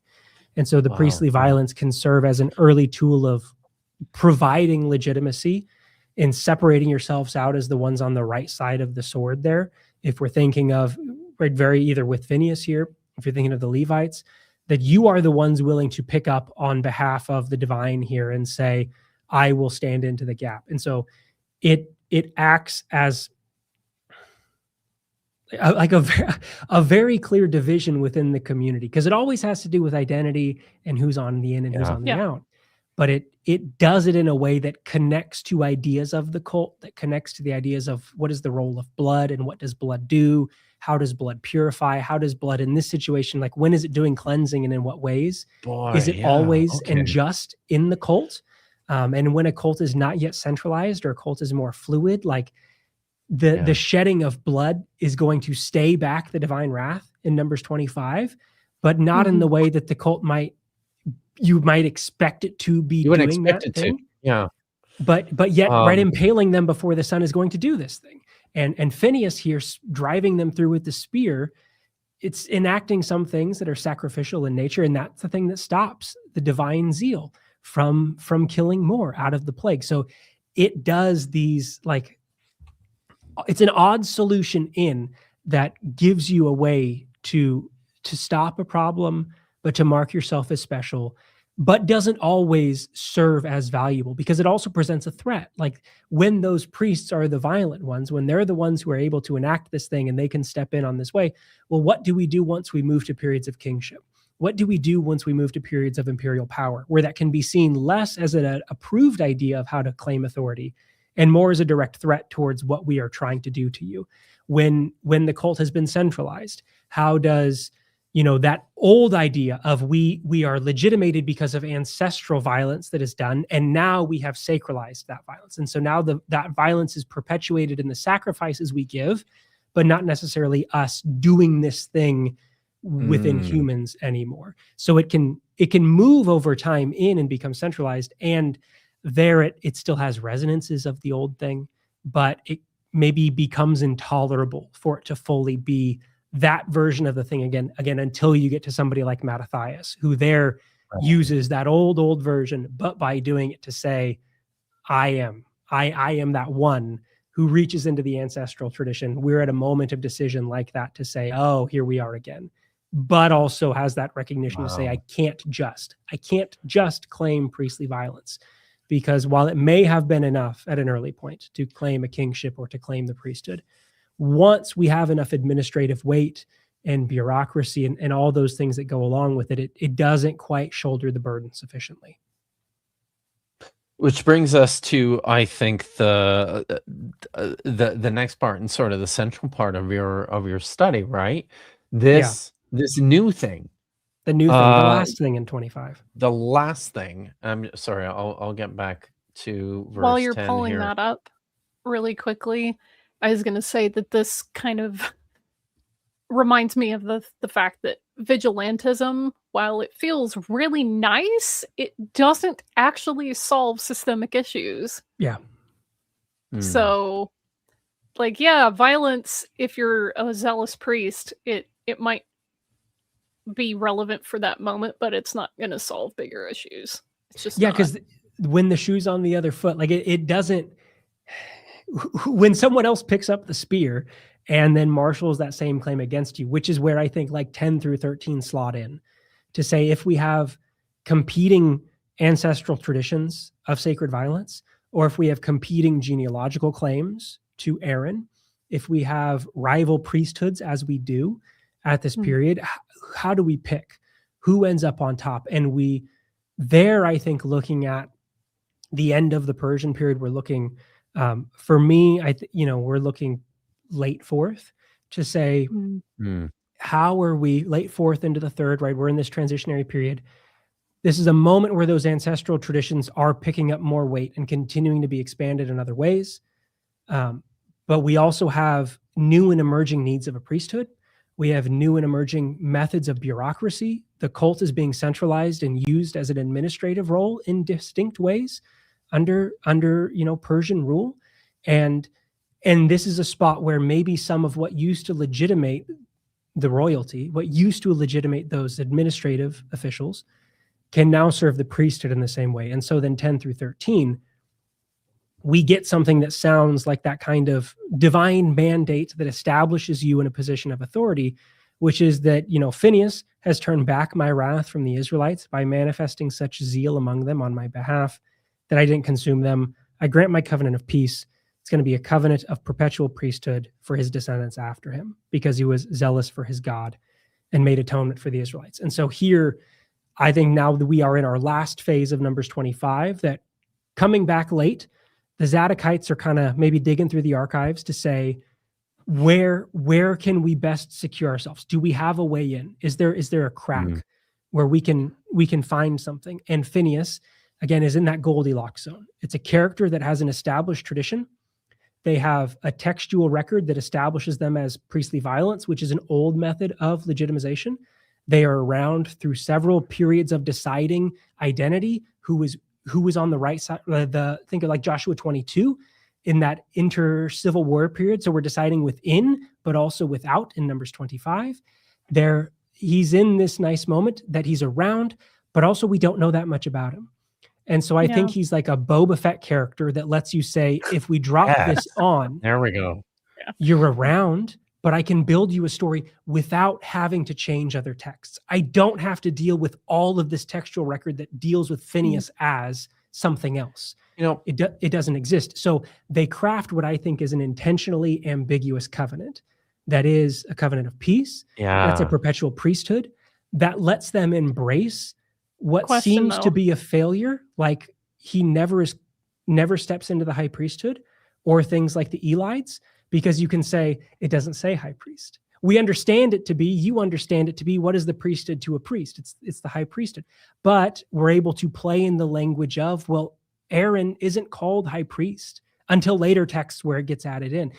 We have these moments that it fits in, but later, once we know that it's supposed to be, you can see that as the high priesthood. And then you can infer it into things like Psalm 106 and other instances where Phinehas emerges. It doesn't call him high priest. But if you have 10 through 13 and you think it's the high priesthood, you can find resonance for the high priesthood without them having to say it. So it's like the lightest lift with the biggest return. Kipp, can you scroll up a few verses to where it talks about the Berit? Oh, it's right here. Or down. Okay. Scroll a little bit down because I want to read. Again, my turn. Right here. My covenant of peace. Beriti Shalom. I know that the translator here is rendering it friendship, and that some people render it as peace. But in the interest of not constantly translating that piece and it kind of being ironic that a violent man gets a covenant of peace, Oh, wow. Eh? what if you're considering The shalom FIFA Peace referring Prize. to, yeah, seriously, Sorry. the shalom being shalom as the root meaning wholeness. Yeah. So when you were talking about Yeah. getting adopted or brought in or jumped into this, membership, this priesthood, it's like, you know what? You get the whole covenant. Like the ones that Israel got at Sinai or whatever, the covenant that I made with them, you're in, bud, for what you did. Like you proved it. You get the whole covenant. For like an adoptionist reading, it's absolutely where one of the tent pegs there of bringing you in. Another, so there is some discussion of like, should we separate 12 and 13? Is that first a covenant of wholeness, of peace, of friendship, draft 1, and then what we get in 13 of this perpetual priesthood as draft 2. Mm-hmm. And so maybe we get a dual layer of development around this. We gave it a stab and it's maybe a little too ambiguous. We don't quite know what this means. Is this fully unique enough? There's also ideas of like, what does completeness, like what does wholeness mean in the Persian period? And so is this dealing with this broader idea of like the empire as the entirety? Like it is the thing, like this is the world. We are our system through. And so in a covenant of peace, is that stepping into imperial administrative language to say functioning in this way? And then I read them as like the two work together. Of that first is that broader type of language speaking towards that imperial system out of which is necessitating this covenant. So I'm borrowing some of your language that you will maybe nod if I'm trying to argue my case to the administrators to say we should be the priests who have authority. Maybe you smile and nod because you go, that rings my ear. And then 13, the covenant of the perpetual priesthood. This is the way that we bring about. How do we administer? How do we make effective that thing? It's that descendant locked in. They are the ones that are doing this thing. And it's for him and then for his descendants. And what do you know? We happen to be those descendants. We, the Zadokites, are the ones who are the descendants. And so we are capable of bringing about this wholeness, this completion. But also, like, they do. It is an odd turn that is through the death that you get peace. And because the they're paralleling this in the next verse. Like at first it's Briti Shalom, and then in the very next verse, Brit Kahunat Olam. So what's the parallel there between wholeness or peace and the priesthood, right? There's got to be something that the authors are winking at or paralleling when they're using this language, because the second verse is just like expanding on the first one. Yeah. So what's going on there? I mean, I think they would say that through the effective priesthood is the only way to have the wholeness. Like if you don't have legitimate priesthood overseeing proper cult, then you're in a stage of incompletion. And that's a big deal when you're coming back from exile. Yeah. And how, so legitimate priesthood who's authorized to do this stuff. We have to reestablish identity and claims in the land and all this other stuff. Yeah. Yeah. And so like, how do we know? Well, we're dealing with now with Numbers 25, you can start to see like the ringings that community coming back, the idea of interior concern, interior fighting, intermarriage shows up, like sexual relations, and like all of those notes are now ringing differently here than they might have in an older period. Right, because wasn't it primarily the elite and educated folks that were deported out to Babylon, while a lot of just regular Joes and Janes stayed behind? So I'm sure that if you deport a bunch of the elites and, important folks, everyone else is just going to keep doing what they're doing. So you probably have folk traditions still just going on and people are like, yeah, whatever. And then these guys come back and they're like, all right, we're going to reestablish everything. And people are like, wait, but we've been doing it this way for but not right. And right. So it's that like, we've been doing this for however long. They're like, but you're doing it wrong. Now, much like Ezra. And so it's that reinstitution, and the reinstitution maybe looks a little bit different, but it's because we have it right and you have it wrong. And it's like, how can you have it right? You weren't even living here. She doesn't even go here. Doesn't even go here. Yeah. And you have other things in these verses too, like the emphasis on zeal in verses 10 through 13. Yes. Like Yes. this is the zeal Yeah. language is something that comes in heavy in later texts. That's kind of like, to me, one of these red flags that says we don't have this above and below. Yeah. It's now suddenly a major concern here, and is a major concern in other texts of this later phase as well, to say, okay, we're focusing in differently, and continues to be a concern that kind of goes on after that. So there's like little This is gonna like feel linguistic moments in it too, that I think it has some ties that go into that political sphere. It has some ties that go into the linguistic sphere, to say like, why in this moment is it emerging? How are they shaping it in the way that they do, either through the language they use like zeal, through the ambiguity that they use to try to embrace text that might force it to admit its defeat. Because if they were to say, a covenant of the high priesthood, well, when does Phinehas become high priest? And do we see Phinehas enacting the high priesthood? And what do we do with the Elites? And then why does it need to come back to the Zadokites? If you had the covenant Zadokites and then you lost it, well, you're on the out. Like are we okay? So they can't maybe quite make it like a full-throated thing, but they can lean into the texts and say, we know there's so much of, like, I guess a modern day echo of this would be like fundamentalist terrorism. So, about 20, 30 some odd years ago, this guy who went into my hometown and blew up a women's health clinic because he was super opposed to abortion. He went and hid out the mountains, right? And he was kind of valorized for that. Not by the government, certainly, because they were like, we got to hunt this guy down and bring him to justice. But people who were very, very right-wing conservative fundamentalists were like, he's doing God's work by blowing up this abortion demon, blah, blah, blah house, And I keep thinking that this sort of like fundamentalist violence does come from a certain population or a segment of any populace that feels its power or privilege is being threatened. They really want to make a statement. They're so upset by, people doing things, quote, the wrong way, that they have to act on it, they think. And people that are in their like very small, usually, communities, they valorize them for it. Like, yeah, man, you were doing the Lord's work.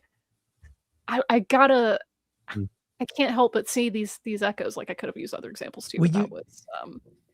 Which is what you get by the time we see Phinehas showing up in Ben Sira. He's third in preeminence behind Moses and Aaron in the ranking of Ben Sira. Like, so there is a significant shift in status. And if we're looking at, is there a reception of the covenant in the text? It's an absence. Once we get into, we're looking at Ben Sira, we're looking at what's going on with Maccabees, suddenly it's around, and it's something people are pointing to, it's something people are quoting, it's something that's resulting in esteem. It's a known thing. And we do get like little minor expansions that do show up. The most notable being Joshua 24:33 in the Septuagint, that has then, at the death of Eleazar, Phinehas taking on the priesthood of Eleazar, and a brief yep, he did the thing, because maybe we really need to make sure that this covenant was fulfilled, because it becomes a big point for us. But it's that type of thing. And then we get these later texts that know it.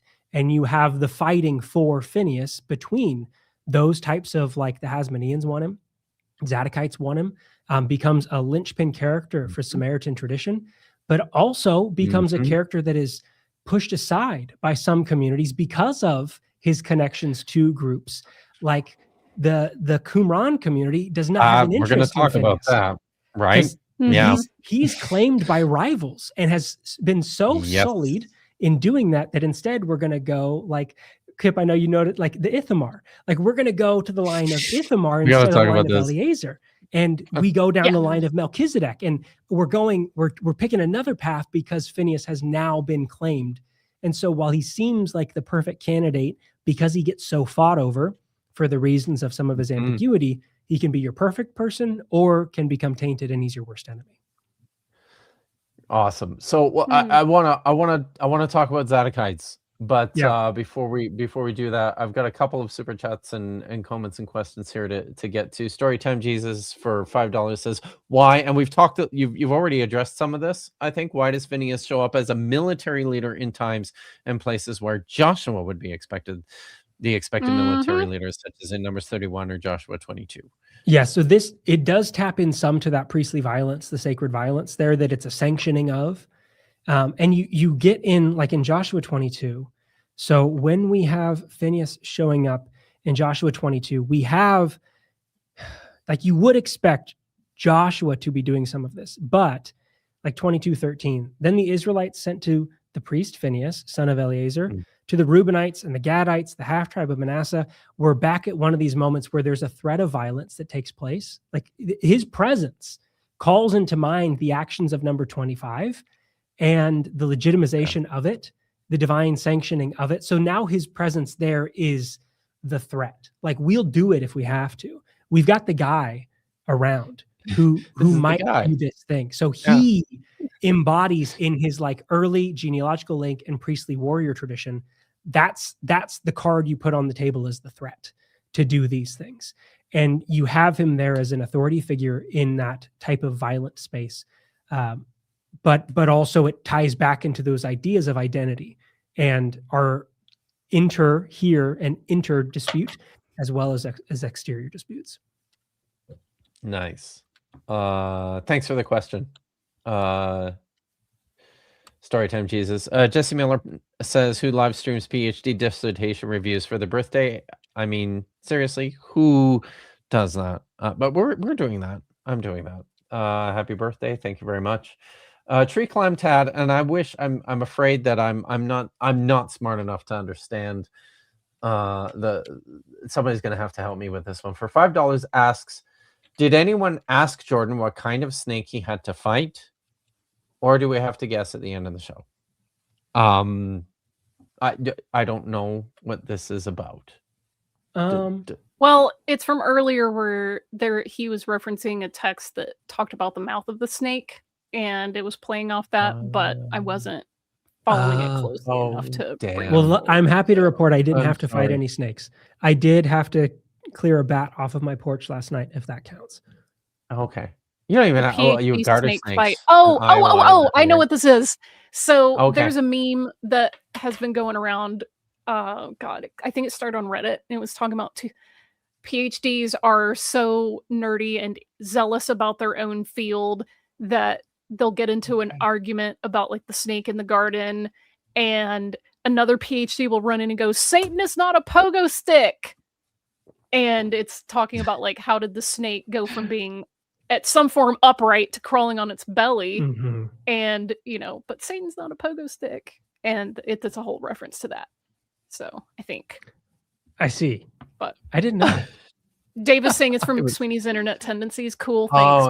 My meme history is a bit lacking there, but I remember at least. Mine is always lacking. Something related. Yes. So the snake fight portion of your thesis defense. Thank you, Simone, for linking me that.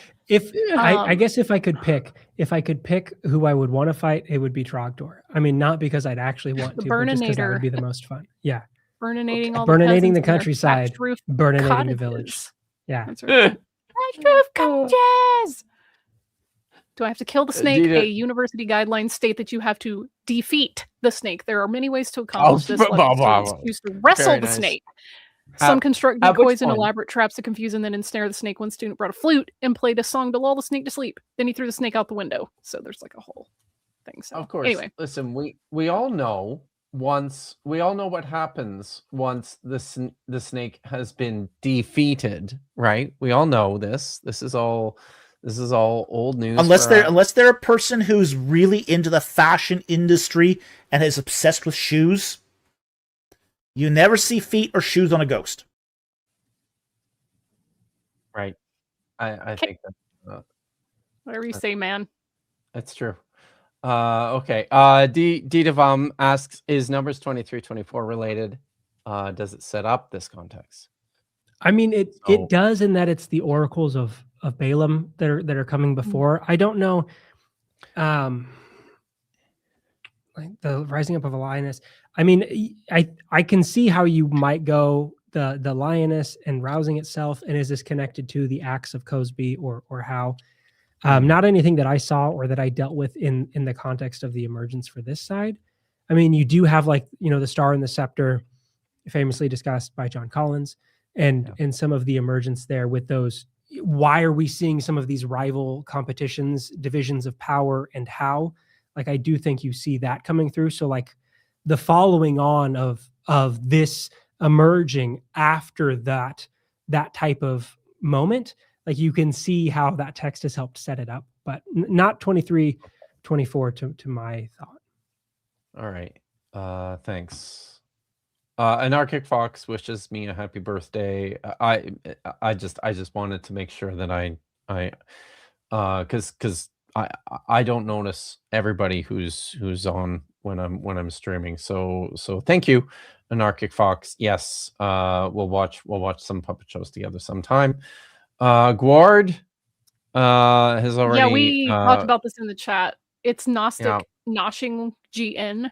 Gnostic Noshing with very GN. good. And then I opted to cook. If we do this, it's going to be gnocchi as the first meal. Nice. Oh, who doesn't love gnocchi? Yeah. And then I'll spell it Vishanti, but Vishagni. So the Latin Shanti. Gnostic Noshing. Excellent. Dave. Friend of the show from Toast to Toes. Thank you very much for the very generous super chat. Congratulations, Dr. Kipp. Thanks for making it through a year with 9 out of 10 fingers still. It's still there. I didn't lose it. They salvaged the finger. Paul lost a bet, and now he owes me a beer. Well, I'm very happy. I'm happy that at least you were betting on my survival.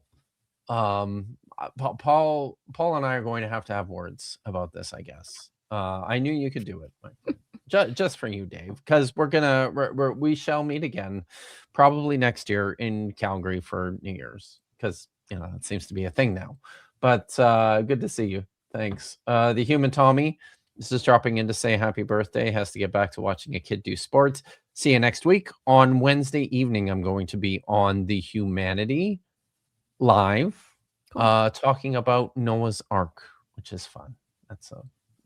And of course, some guy dropped by to say, why would you listen to this so-called Jordan guy? So you're not really. How do we even know? How do we even know that's his real shirt?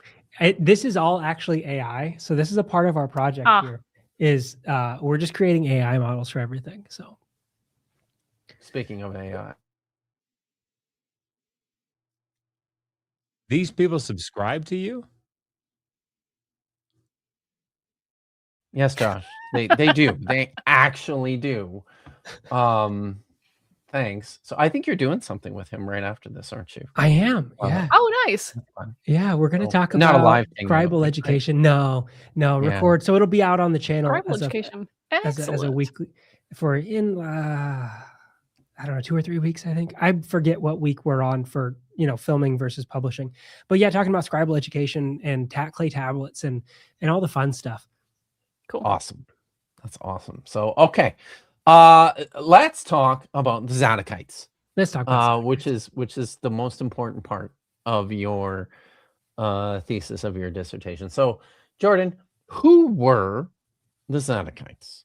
Oh, if we only knew. So the Zadokites, I mean, I would say, as always, I'm happy to point to someone smarter to say this is the book you should read first. So you should go read Zadok's Heirs by Deborah Brooke for a good overview and kind of where the movement's coming in, at what times, what texts are especially important. But the Zadokites are individuals that claim to be the descendants of Zadok, and through that claimed lineage, say to be the rightful priests. They, a big period of importance for them is the post-exilic, the coming back and the setting back up. They get control of the cult, and by having control of the cult there, you got kind of all the cards in your hand at one time. And that's a part of why I think they're generating 10 through 13 here, is there's a need to centralize yourself, a need to legitimate yourself and hold this new level of power.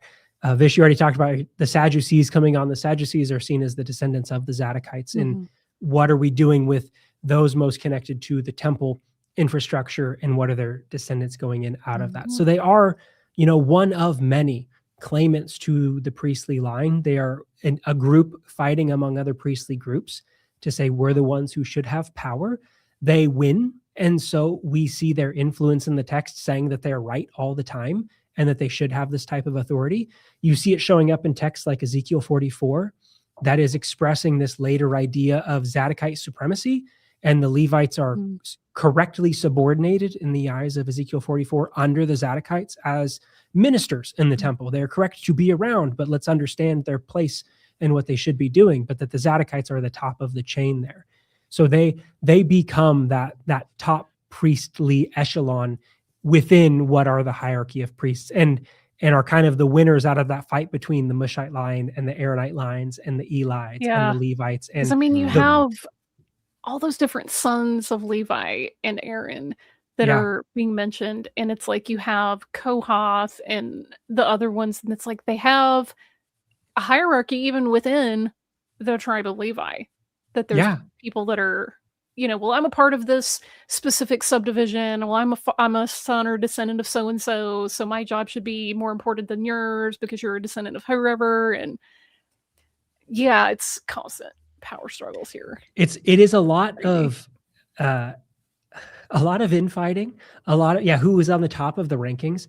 And so because that last version that we get is expressing Zadokite interests and securing Zadokite concerns, you kind of see them as the ultimate winner in their own eyes, obviously. But you get like the fallout of Nadab and Abihu get cut out, and Eleazar gets secured over Ithamar through the activities of Phinehas, which is an interesting thing. Like, why not secure through Eleazar instead? But I think he has more of that record that you'd have to deal with, whereas Phinehas gives you a line back to Eleazar without having to deal with some of that other textual material. And it opens up some other polemic options, like Eli's son Phinehas, and how are we playing on and inverting what leads to the fall of the Elite house in the story of Phinehas, where we choose to insert this, again, individuals at the entrance of the tent of meeting, skewering some meat, rousing the divine wrath, but ending up in the falling humans, of your house. And the 100%. Casting out instead of the correct action, which leads to the security of our house. And then they are able to lean into that ambiguity because the righteous priest, like your sons in your house is cursed forever, and no sacrifices will ever cover this. And then you have this Pinchas who makes a skewer, and it's forever. It's forever. So is the Phinehas son of Eli, is that introduced into the text in response to the Aaronide lineage of Phinehas that's leading up? Like, is this responding to that? Frank Moore Cross does see the Aaronide Phinehas as a response to, and you get it coming both ways. Phinehas' response to the Elide Phinehas. Yeah, and so Is this there? We have that fall, and so it's a response in the proper inversion. Let's flip what led to the fall and create what leads to the rise here. You have others who argue it should go the other way. That we had the story of what led to a rise, and so instead, to explain your fall, we can invert that and create the negative outcome. You have them kind of going in both ways. I think either way that you go, you can see that there is that fight between priestly lines and saying, why are you on the outs? Why are we on the ins? It's also a moment, though, that becomes really important for the Samaritan tradition, because the line of Phinehas is the line that is claimed. And they point to the Elites to say, look, this is the moment where you went down the wrong path for the priestly descent. We maintained the correct path. We maintained the descent of Phinehas. You went Eli, and then this Zadok guy who comes from where that sure you say is. And so this becomes a juncture moment for those claims of priesthood and those claims of cult. So there is like very much a back and forth. Which one influenced the other? I don't know that I don't think I sit on either side of the fence, other than like there very much is a fight between them. And they provide the point for this thing to emerge. Who started punching the other one first? I don't know. but the result of the fight is the covenant. It's Hatfields and So- McCoys out here. Yeah. Yeah, it is. Right. I don't know if Han Yeah. shot first, So- but somebody did. Yeah. And this is like this is the part of your study that I really this, and it's the meat of it really is the tracking the text, The meat of it. isolating. What's that? The meat Yeah, of the it. meat of it, like referring to Yeah. the sons of Eli and the bad There we go. Yes. circumstances. Ha. With the, very nice fun. Yeah. I need to play that clip from SpongeBob. Oh, brother, this guy stinks. When I start making corny jokes and cringe puns.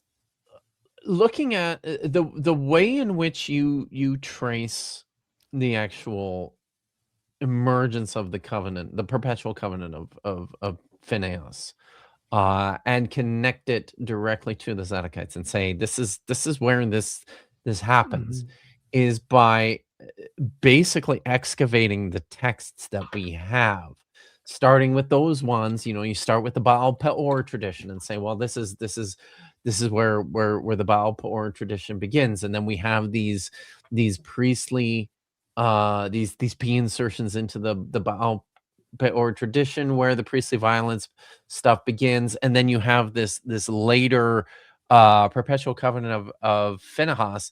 But the way that you isolate that is by looking at these other texts. The inner biblical exegesis is really interesting. You've got the Baal Peor tradition without any Phinehas at all in Hosea 9 and Deuteronomy 4. You've got Psalm 106. Yep. Right. Or maybe even just say something about Psalm 106 quickly, and where this fits. So Psalm 106 is what I think is the closest to having the reference to the covenant without having it. And so I very much tried to say, like, I came to a point early that I thought it was late, but then I wanted to let the texts tell me if I was right or wrong by do they kind of slot in? Can we see a Phinehas emerging that clearly lacks the covenant in all these genealogical listings in Chronicles and in Ezra that don't show that awareness? And Psalm 106 is one of these retellings of our history. So this is a part of a retelling of major events in summary form. And when we get into Psalm 106, 28, we have the reference back to they attach themselves to the Baal of Peor. They ate sacrifices offered to the dead. So reading there, a different idea of not sexual activity, but connected to that ancestor cult and the feeding there. That leads about to the plague, priestly ideas coming through in verse 29. 30, Phinehas stood up and interceded. The plague was stopped. And then 31 is like the closest we get. It's reckoned to him as righteousness from generation to generation forever, which is the moment where I think if you assume that 25, 10 through 13 is early, you go ding, ding, ding, we got a covenant. We've got the covenant right here. But that the reckoning it as righteousness, it can be if you know it. But if you don't know that the covenant exists, well, you're acting righteously. Like, acting righteously is not the same as a perpetual priesthood. Like, we have many individuals who act righteously without it necessitating this type of thing. So it's a moment where that ambiguity lets you find its evidence without it having to have it. So they use that to utilize these things they know, like the promise to Zadok, like Psalm 106, to go, we're going to help support ourselves and not have to do rewrites. So that it slots in then within those. It's interesting because, nobody thinks that Abraham is a priest when it's, reckoned to him as righteousness for eternity. So, and did Abraham ever offer sacrifices? Well, perhaps of a person. You do. Do you think? You have that. And another one that comes up a lot is, well, Phinehas ministers before the Ark of the Covenant in Judges. Right. And bing, we got Phinehas acting as high priest. And you have to go, well, but the Levites in Mass are also said to minister before the Ark of the Covenant. And we don't understand them to be. So there are these moments where you might be high priestly, but also might just be priestly. And it depends on like the baggage that we read into you, who we're clumping you with, and what we know about you, which I think is really like the beauty of the covenant. Of a high priest, isn't that a P later development? Once they've already got their hierarchy and there were still, And doing you all their can stuff, see so, that like, it was just priests. People It was were the priests. priests. And like, look at, they get called priests. So like I went through and did, let's see where Aaron is called what and how, and Eleazar is called what and how. And it's not until you get those late texts that suddenly high priest gets leveraged in. So they don't have to, like, they don't have to say high priest in his covenant to have it be high priest in their mind. They're able to like lean into the correct language of the text they're dropping it into by saying priest. But no, they can infer, they understand, you understand now within this moment that we're placing it. We're all speaking the same language without having to break the thing. But they do, there are texts that then say we need to provide some clarity. And so there's little nudgings that happen in Judges. There's those nudgings that happen in Joshua 24 in the Septuagint to say, let's make it more explicit, because maybe we were too vague with it. But then it lands. That's another thing that version lands in Sirah and Maccabees. Moses and Aaron were both Levites. They're both descendants of Levi. And that's often in my brain forgotten because we don't talk about Moses as being the son of Levi very much. We do with Aaron for sure. But Moses also was of the Levites. And another time that this intra-Levite struggle and power dynamic comes up is in Korach, who was literally Moses' cousin. Quite literally his first cousin. And he's like, well, why are you so special? We're Levites, and also the whole community is a kingdom of priests. So like, why are you the big man in charge? We should all like have more access, and you know, you're thinking too much of yourself. And Moses like, oh no, and he has this incident. But this like struggle for priestly power and status seems to be an ongoing issue. Very much. Absolutely. Like it is, and it keeps changing hands. And so you get different methods to try to tap in, and it works for a while and then it doesn't work. And when it's not any good to you, once you don't have the high priestly function anymore, well, what becomes of Phinehas's covenant? Well, that perpetual priesthood turns into everlasting. So now Phinehas is the eternal priest, and Phinehas is the one who lives and continues to live and is an undying, because we don't have him dying outside of that addition. So it then is adaptable in a new way to deal with what you would expect if you had a covenant for the high priesthood and then the temple falls. What happens to, you would require readaptation like we get with 2 Samuel 7, but we don't have it because it's not there yet. Yeah. See, I think the thing that the point in your dissertation, I think, where I was convinced was Page was 1. when I gotcha. I know. Yeah. What can I say? Right.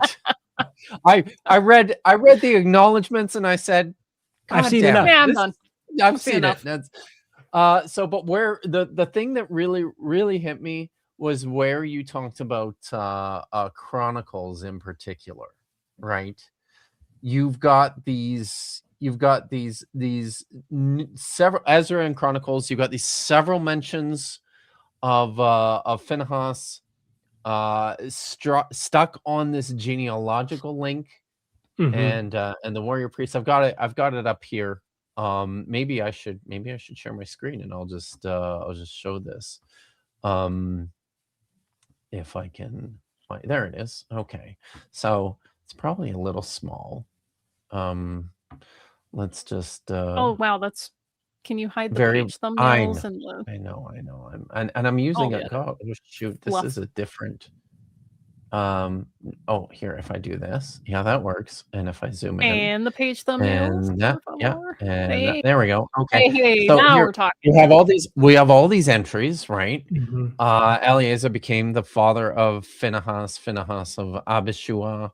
These are the sons of Aaron, Eleazar, his son Phinehas, his son Abishua, his son, and Phinehas, son of Eleazar, was chief over them in former times, and Yahweh was with him.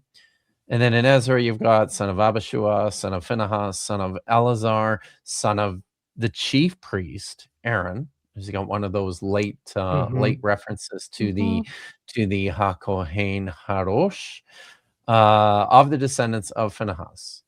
Gershom. But this is the thing that really that I found really compelling was what you talk about here, right? having monopolized the high priesthood, these genealogies are productions reflective of the Zadokite efforts to legitimize and integrate their status and privilege, not just into the Aaronite structure, a post-exilic concern, but into the ancestral traditions. For the hands responsible for these genealogies of Chronicles and Ezra, this was accomplished by accessing Phinehas, who stood as an essential Aaronite link capable of securing the priesthood to that of the ancestral period.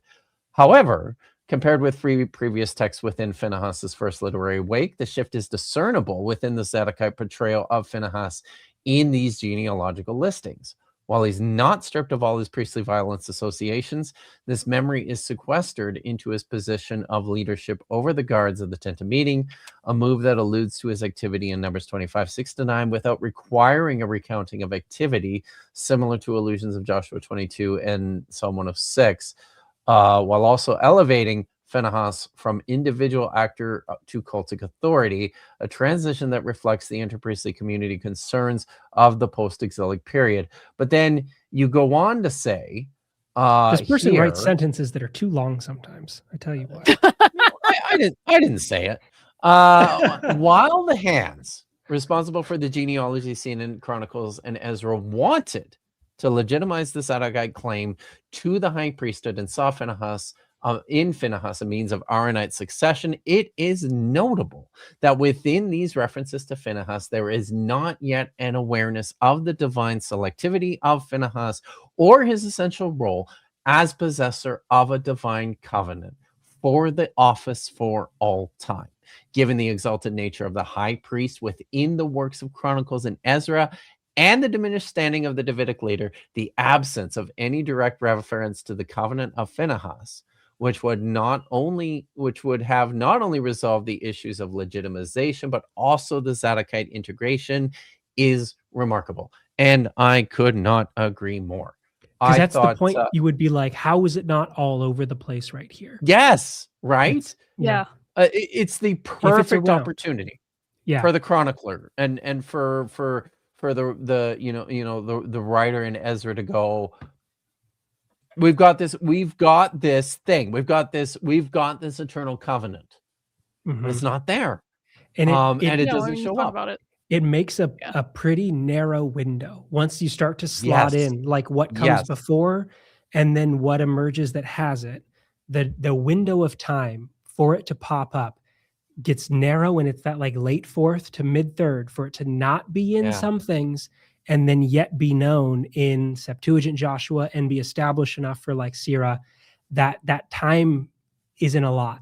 Or it does, or you can say it doesn't matter. And you're like, well, how does it not matter enough for it to show up in these texts? Right. For me, it's like, it's got to be that it's not there yet. It just, So, that was the point where like, he's totally right. And then everything else just slotted into place when, after that. But, so I think there was a couple more things. And we're coming up on 2 hours here, and you need to get going here pretty quick. Yeah, but, I gotta go run to that bow tie guy here in a second. You do. But you know what? It's my birthday, so this is true. I'll tell him it's your fault. Yes, you do. You do that. Now, and this is something that your examiners were Mark Luchter from a Temple, isn't it? Is it Temple University? Temple. Yeah. And then Bill Schneedovan from UCLA, who was also Bob Cargill, your supervisor, and wrote the excellent book, the Society and Promise of David. Yeah, worth a read if you haven't read it. Yeah, it's really good. It's quite accessible too. It's a great book. Now I remember you. I don't. It's something that maybe this is something you and I talked about. How one of the things that Bill did was in his examination of your dissertation was sort of shift and set the focus more on what was going on with the Samaritans, with Mount Gerizim. I wonder if you could talk to us a little bit about how that fits into this conversation. The Samaritans, show up. We start to know about them by that designation, in the probably the 3rd century, when all this stuff seems to be happening, right? In the a lot of stuff is happening in the 3rd century with the emergence of the Septuagint and the Shrine of Monk Gerizim, and then you probably got the emergence of the Essenes and the Qumran. There's all this stuff going on. Where did the Samaritans fit into this, and why is this significant to this discussion of Phinehas? So I for my focus, I was looking at specifically within these parameters. Where do we see the covenant showing up? It shows up in the received tradition that becomes the Samaritan tradition. Like they know it. I don't think they're responsible for developing it, because if they were, it's not going to be claimed by the people that end up claiming it. As far as the Zadokites, it would be persona non grata then. But they know about it and exactly when and how. And I don't get into like the Samaritan reception, because he becomes a central pillar of their priesthood as the person they trace back to, largely because of that Elite split. There's another dissertation that's written by Thon that deals with Phinehas that does more in this space. Like, more has been talked about with Samaritan use of Phinehas and separation from. Something that Bill has written about recently is there is an inscription that comes from Gerizim that has a reference to Phinehas. And the question then is on date. And it's found in secondary use, so it doesn't have a secure context. It's going to be dated by paleographical grounds. And that date has kind of, how do we shift this around? The difficulty can then be is, well, if it is known as if it's Phinehas the priest, or if it's Phinehas the high priest, is that evidence of the knowledge of a covenant? Or, you can make an argument that it is, but if we also see that genealogical selectivity is important for the Samaritan priesthood who claims Phinehas, do they need a covenant to exist to say that Phinehas would have and should have been high priest if they're claiming Aaron to Eleazar, Eleazar to Phinehas, and down to them? Like, does that necessitate the need for the covenant, or does a covenant become a different way of fighting and a different sign of fighting over this genealogical pathways through? And how are you going about doing this? There's a lot that has been said more about like later works with Phinehas in that types of tradition. And I kind of saw that as part 2 of like, once the covenant is established, I wanted to look at when does it show up first? What's the time? And then once we have it, let's look at what happens to it. Because a lot has gone from that point on, but not yet when it pops up, which I wanted to do first, to then say now that it's known and now that it's being fought over, how does it become the thing that is Phinehas the Eternal, Phinehas of the Targums, Phinehas of the Samaritan tradition, Phinehas of Ben Sira, Phinehas that gets forgotten? Like, those are pathways that emerge out. Phinehas of not present at Qumran. Those are then different ways that are dealing with something that's established and received. And so I kind of put that to that, like, that'll be next. That stuff is going to be next. Nice. And on that point, I wanna finish up with this. Phinehas is absent from Qumran.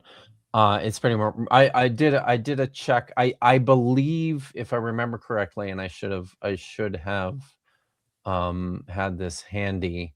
I can.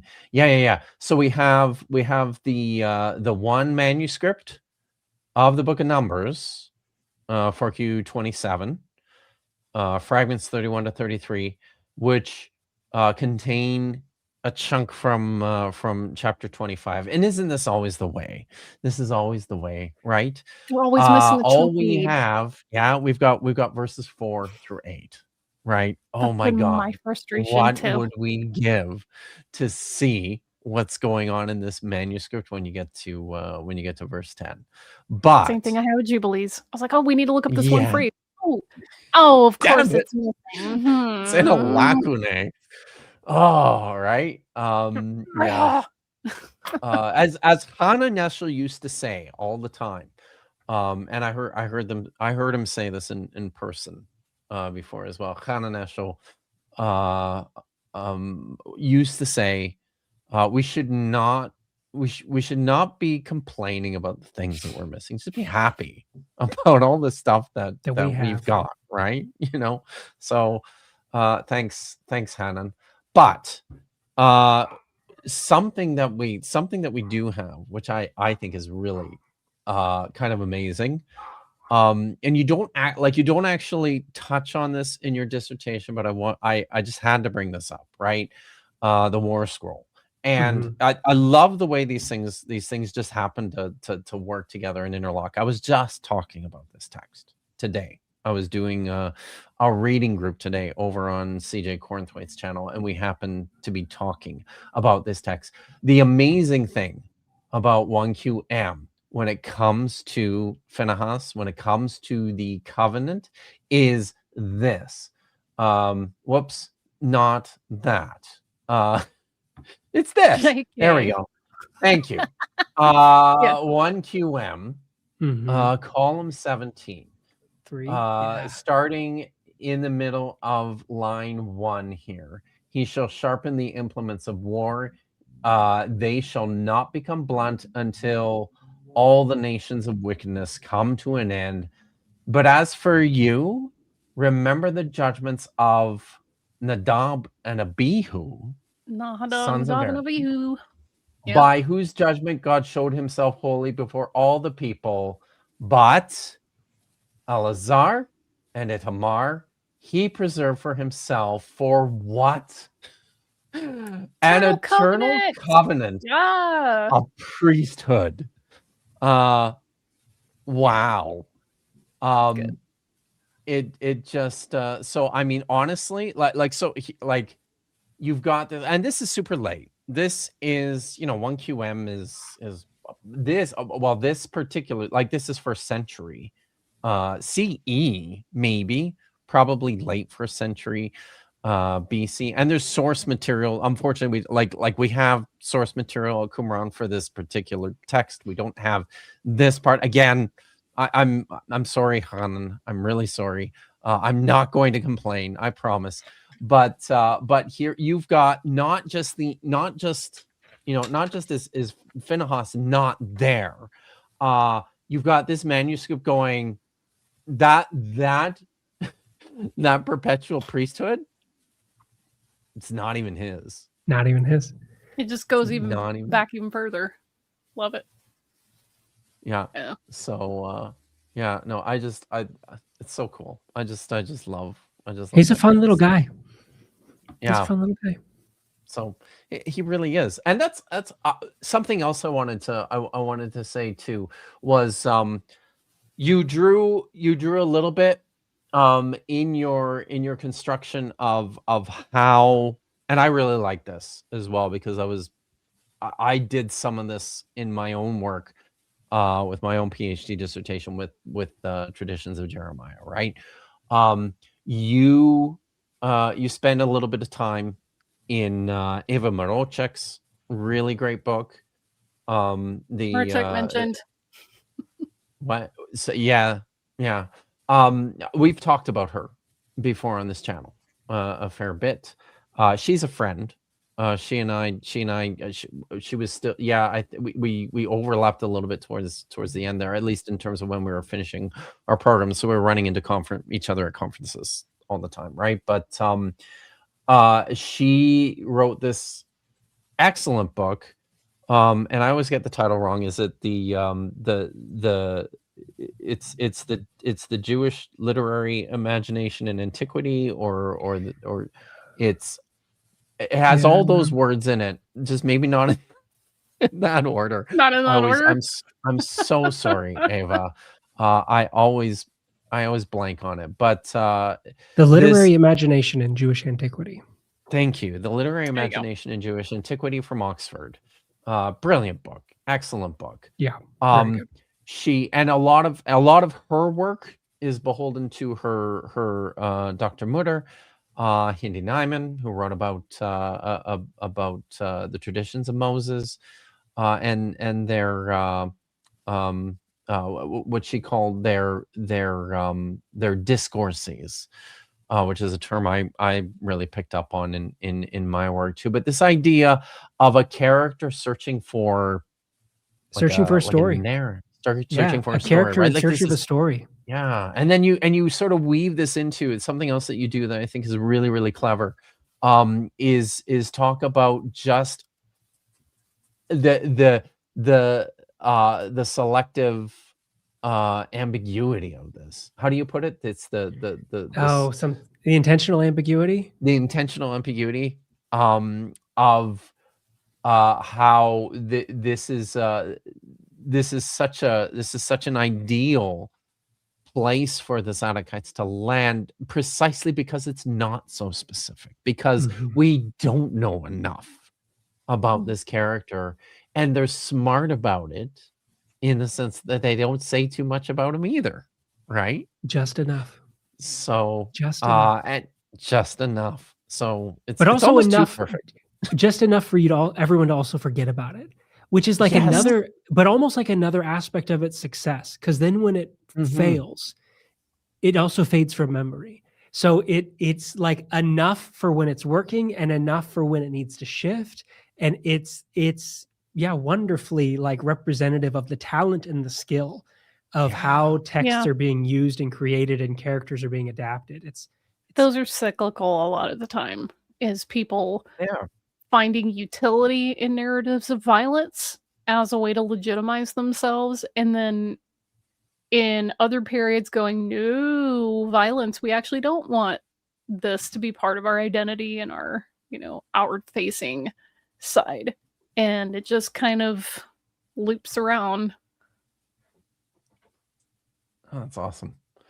Well, I'm not gonna keep you any longer, Jordan. Thank you so much. But maybe just finishing up, can you tell us about where you're at with the publication? Because it's a great. I think the dissertation is great. I'm excited to see it published and to see scholars interacting with us. Do you want to let us know where you're at with that? Yeah, I've sent it off. It's in process of review by editors to see where we'll go. So I kind of sat on it for a while of let my eyes clear and let the smoke disappear from my brain and look back over to decide what do I need to do immediately before doing that kind of stuff. So I gave it a break and then came back to it and said, all right, let's do a little bit here, a little bit there, send it off and see. So I'll waiting currently in the the holding period that is sending anything off for publication. Send something off and wait. Awesome. Shoot, sorry about that, guys. That's somebody must be coming into the house. So, I got a couple more super chats here. Simone reads text. Are you familiar with Simone? Jordan? Yeah, of course. Thank you for the $5 New Zealand dollars. Do you have an opinion on Noel's work on H and whether this material is P or H? I'd say P, not H for this, because of when I'm putting it. But yeah, I think it doesn't quite have like the ring of some of those holiness concerns with the way it goes through things. But I mean, just another great text to look at for when we talk about priestly concerns and how they're expressed, that it's not one thing and it's not monolithic, that there's diversity within it and expansions within it. So like, the whole the multiplicity of priestly lines and the infighting of it and the periods of time, sometimes it can get so flattened that it's not flat at all. Awesome. Thanks. And finally, from the weirdo CKA, Evan, thank you for the $2. Money for birthday. Phinehas kebabs. Phinehas, dang it. So what is different there? I don't see the. You keep saying Phinehas. I know, but that's just with a very emphasized schwa. Yeah. It's all right. I'm saying Phineas. We're all over. It's all. You're getting. I'm just it's all good, right? I think it's all fine. The whole plate. It's true. The whole plate. But I would love some Phinehas kebabs. That'd be very, very. That'd be a great. I that'd would be a not great eat birthday Phinehas kebabs. That's not kosher. I don't have to worry about it, thankfully. So, hey, Jordan, thank you so much. Thank you for having me. Pleasure and to chat. hanging out with us. And this was like the nerdiest thing ever, which is what we do here and what I like to do on my birthday. And I like when I do these sorts of streams, they don't quite get the attention that some of the other ones do. But I'm thrilled that there's still over 70 people watching us talk about just stuff. the nerdiest of nerdy shit here on the internet. But tell us where you are, where people can find you, stuff that you've got coming up. Yeah, That you can check that us we can out talk about. over on Bible and Archaeology at Bible and Arc. This week we had Kara Cooney on to talk about mummification. So you've got a little Wow. bit of all kinds of stuff. Going to have something next week with CJ talking about Acts and historiography. Hooray! Josh Brilliant. is going to be coming on to talk about cuneiform tablets. Christine Garraway is going to be coming by in the future to talk about death and children. Matt Soriano is going to be coming on to talk about ideas of death as well. Recently we had, Peter and I talked about Pulp Fiction or not. We had Chance Bernard was on recently to talk about Jesus and what Jesus has to say about slavery. So there's a little bit of kind of like all That's a over the good one, place too. and stuff that's come out and not. So if you got if there's a thing, we probably have a video on it. So go and check it out. Wow. See, it's not oh shoot, what did I just do? Yeah, there we go. That's a lot more than what I do on a regular basis. And You but also don't people have should the backing of like a absolutely. freaking university, so I don't actually. So but the thing I love is I have very much tried to say like how many I want every week to be just there's so many great people and so much great work that's happening and like great books and things and what's happening, who should you be listening to, what are good voices. You're not going to agree with everybody, but it'll make you think. And so, the hope is let them come in and present their scholarship. We'll have a conversation and maybe get a reading recommendation or two. So yeah. thank you, Noise Ending. But it's a lot of fun to get to talk to, such a wide range of topics because it's all stuff where I'm like, I love this and I don't know. So I'm happy to just This is exactly why I love being able to attend SBL because it's like, 3,000 introverts talking about their hyperfixation. And as a fellow neurodivergent, ADHD, introvert, I'm like, yes, info dump. Let's go. Teach me all of the things. Exactly. Yep. Exactly. good. All right. So, yeah, thanks again. Just as we head out here, what's coming up for us, I will be on BS Lewis's channel tomorrow night. He has a thumbnail and everything. Oh my god, that's cool. So isn't it? Doctor. Good. So Adam and Eve and Kipp and BS, that's happening tomorrow, and I'm pretty excited about it just because it's very, very not serious. So if you're into not serious and you're into we Adam love and not Eve, serious. yeah, we do. So that's where I'll be tomorrow night starting at 6 o'clock Pacific. And Are we streaming tomorrow then too? on no. Okay, I'm just clearing that up because the audience might be wondering, like, wait, isn't this your normal Friday time? Why aren't you doing stuff on Friday? Like, just putting that out there for people. Yeah. So no show tomorrow here, but I'll be on with BS Lewis tomorrow night, and then on Saturday, Vish and I will be on with Dapper Dinosaur, and I'm very excited. I'm very excited about Vish is much less excited than I am because because it feels like it's been a long time since I've dunked on Ammon Hillman, and I just I need to get that out of my system. I wanted to say one other thing, Jordan, that I really, really liked about your dissertation, as it feeds into some of the stuff that I do on a regular basis, is that like I have this occasional encounters with people, and I'm not just talking about I'm talking about like serious scholars too, who want to set everything in the Bible into like the post-Persian period. And I really think that your scaffolding of the material in just this particular text is one of these ways in which we can show, I think, with remarkable consistency and in a very convincing fashion, that you can't just set everything in the Hellenistic period when it comes to the biblical literature. So yeah, thanks for that. It's a great way of assessing the texts. Kipp, Can you paste historically. the link to BS Lewis's channel in the chat or something so people can? Now I don't have it. Get I that. don't have the chat open right now, unfortunately. Or send it to me and I'll put it in the chat. Okay, I'll do that. So let me just put that in the Discord, Vish, and you can post it, and we'll wrap up. All right, So, audience, stand by. There you go, everyone. So thanks again for sticking around. Thank you, Jordan. I'm so happy that your studio didn't blow away.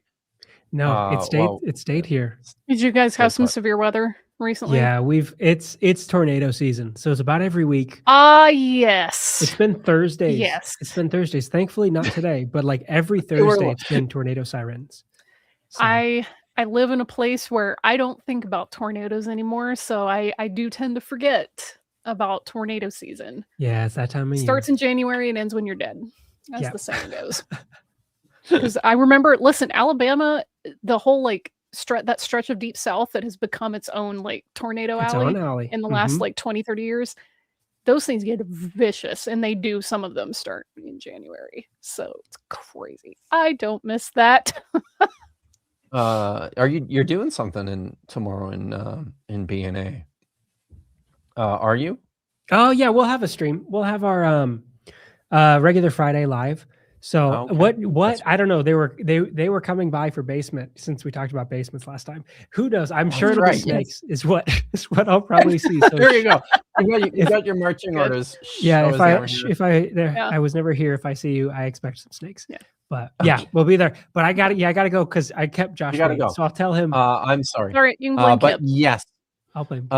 Thanks everyone. Thank you, Jordan. Thank you, everyone. As always, be good, stay safe, be excellent to each other, and hot take.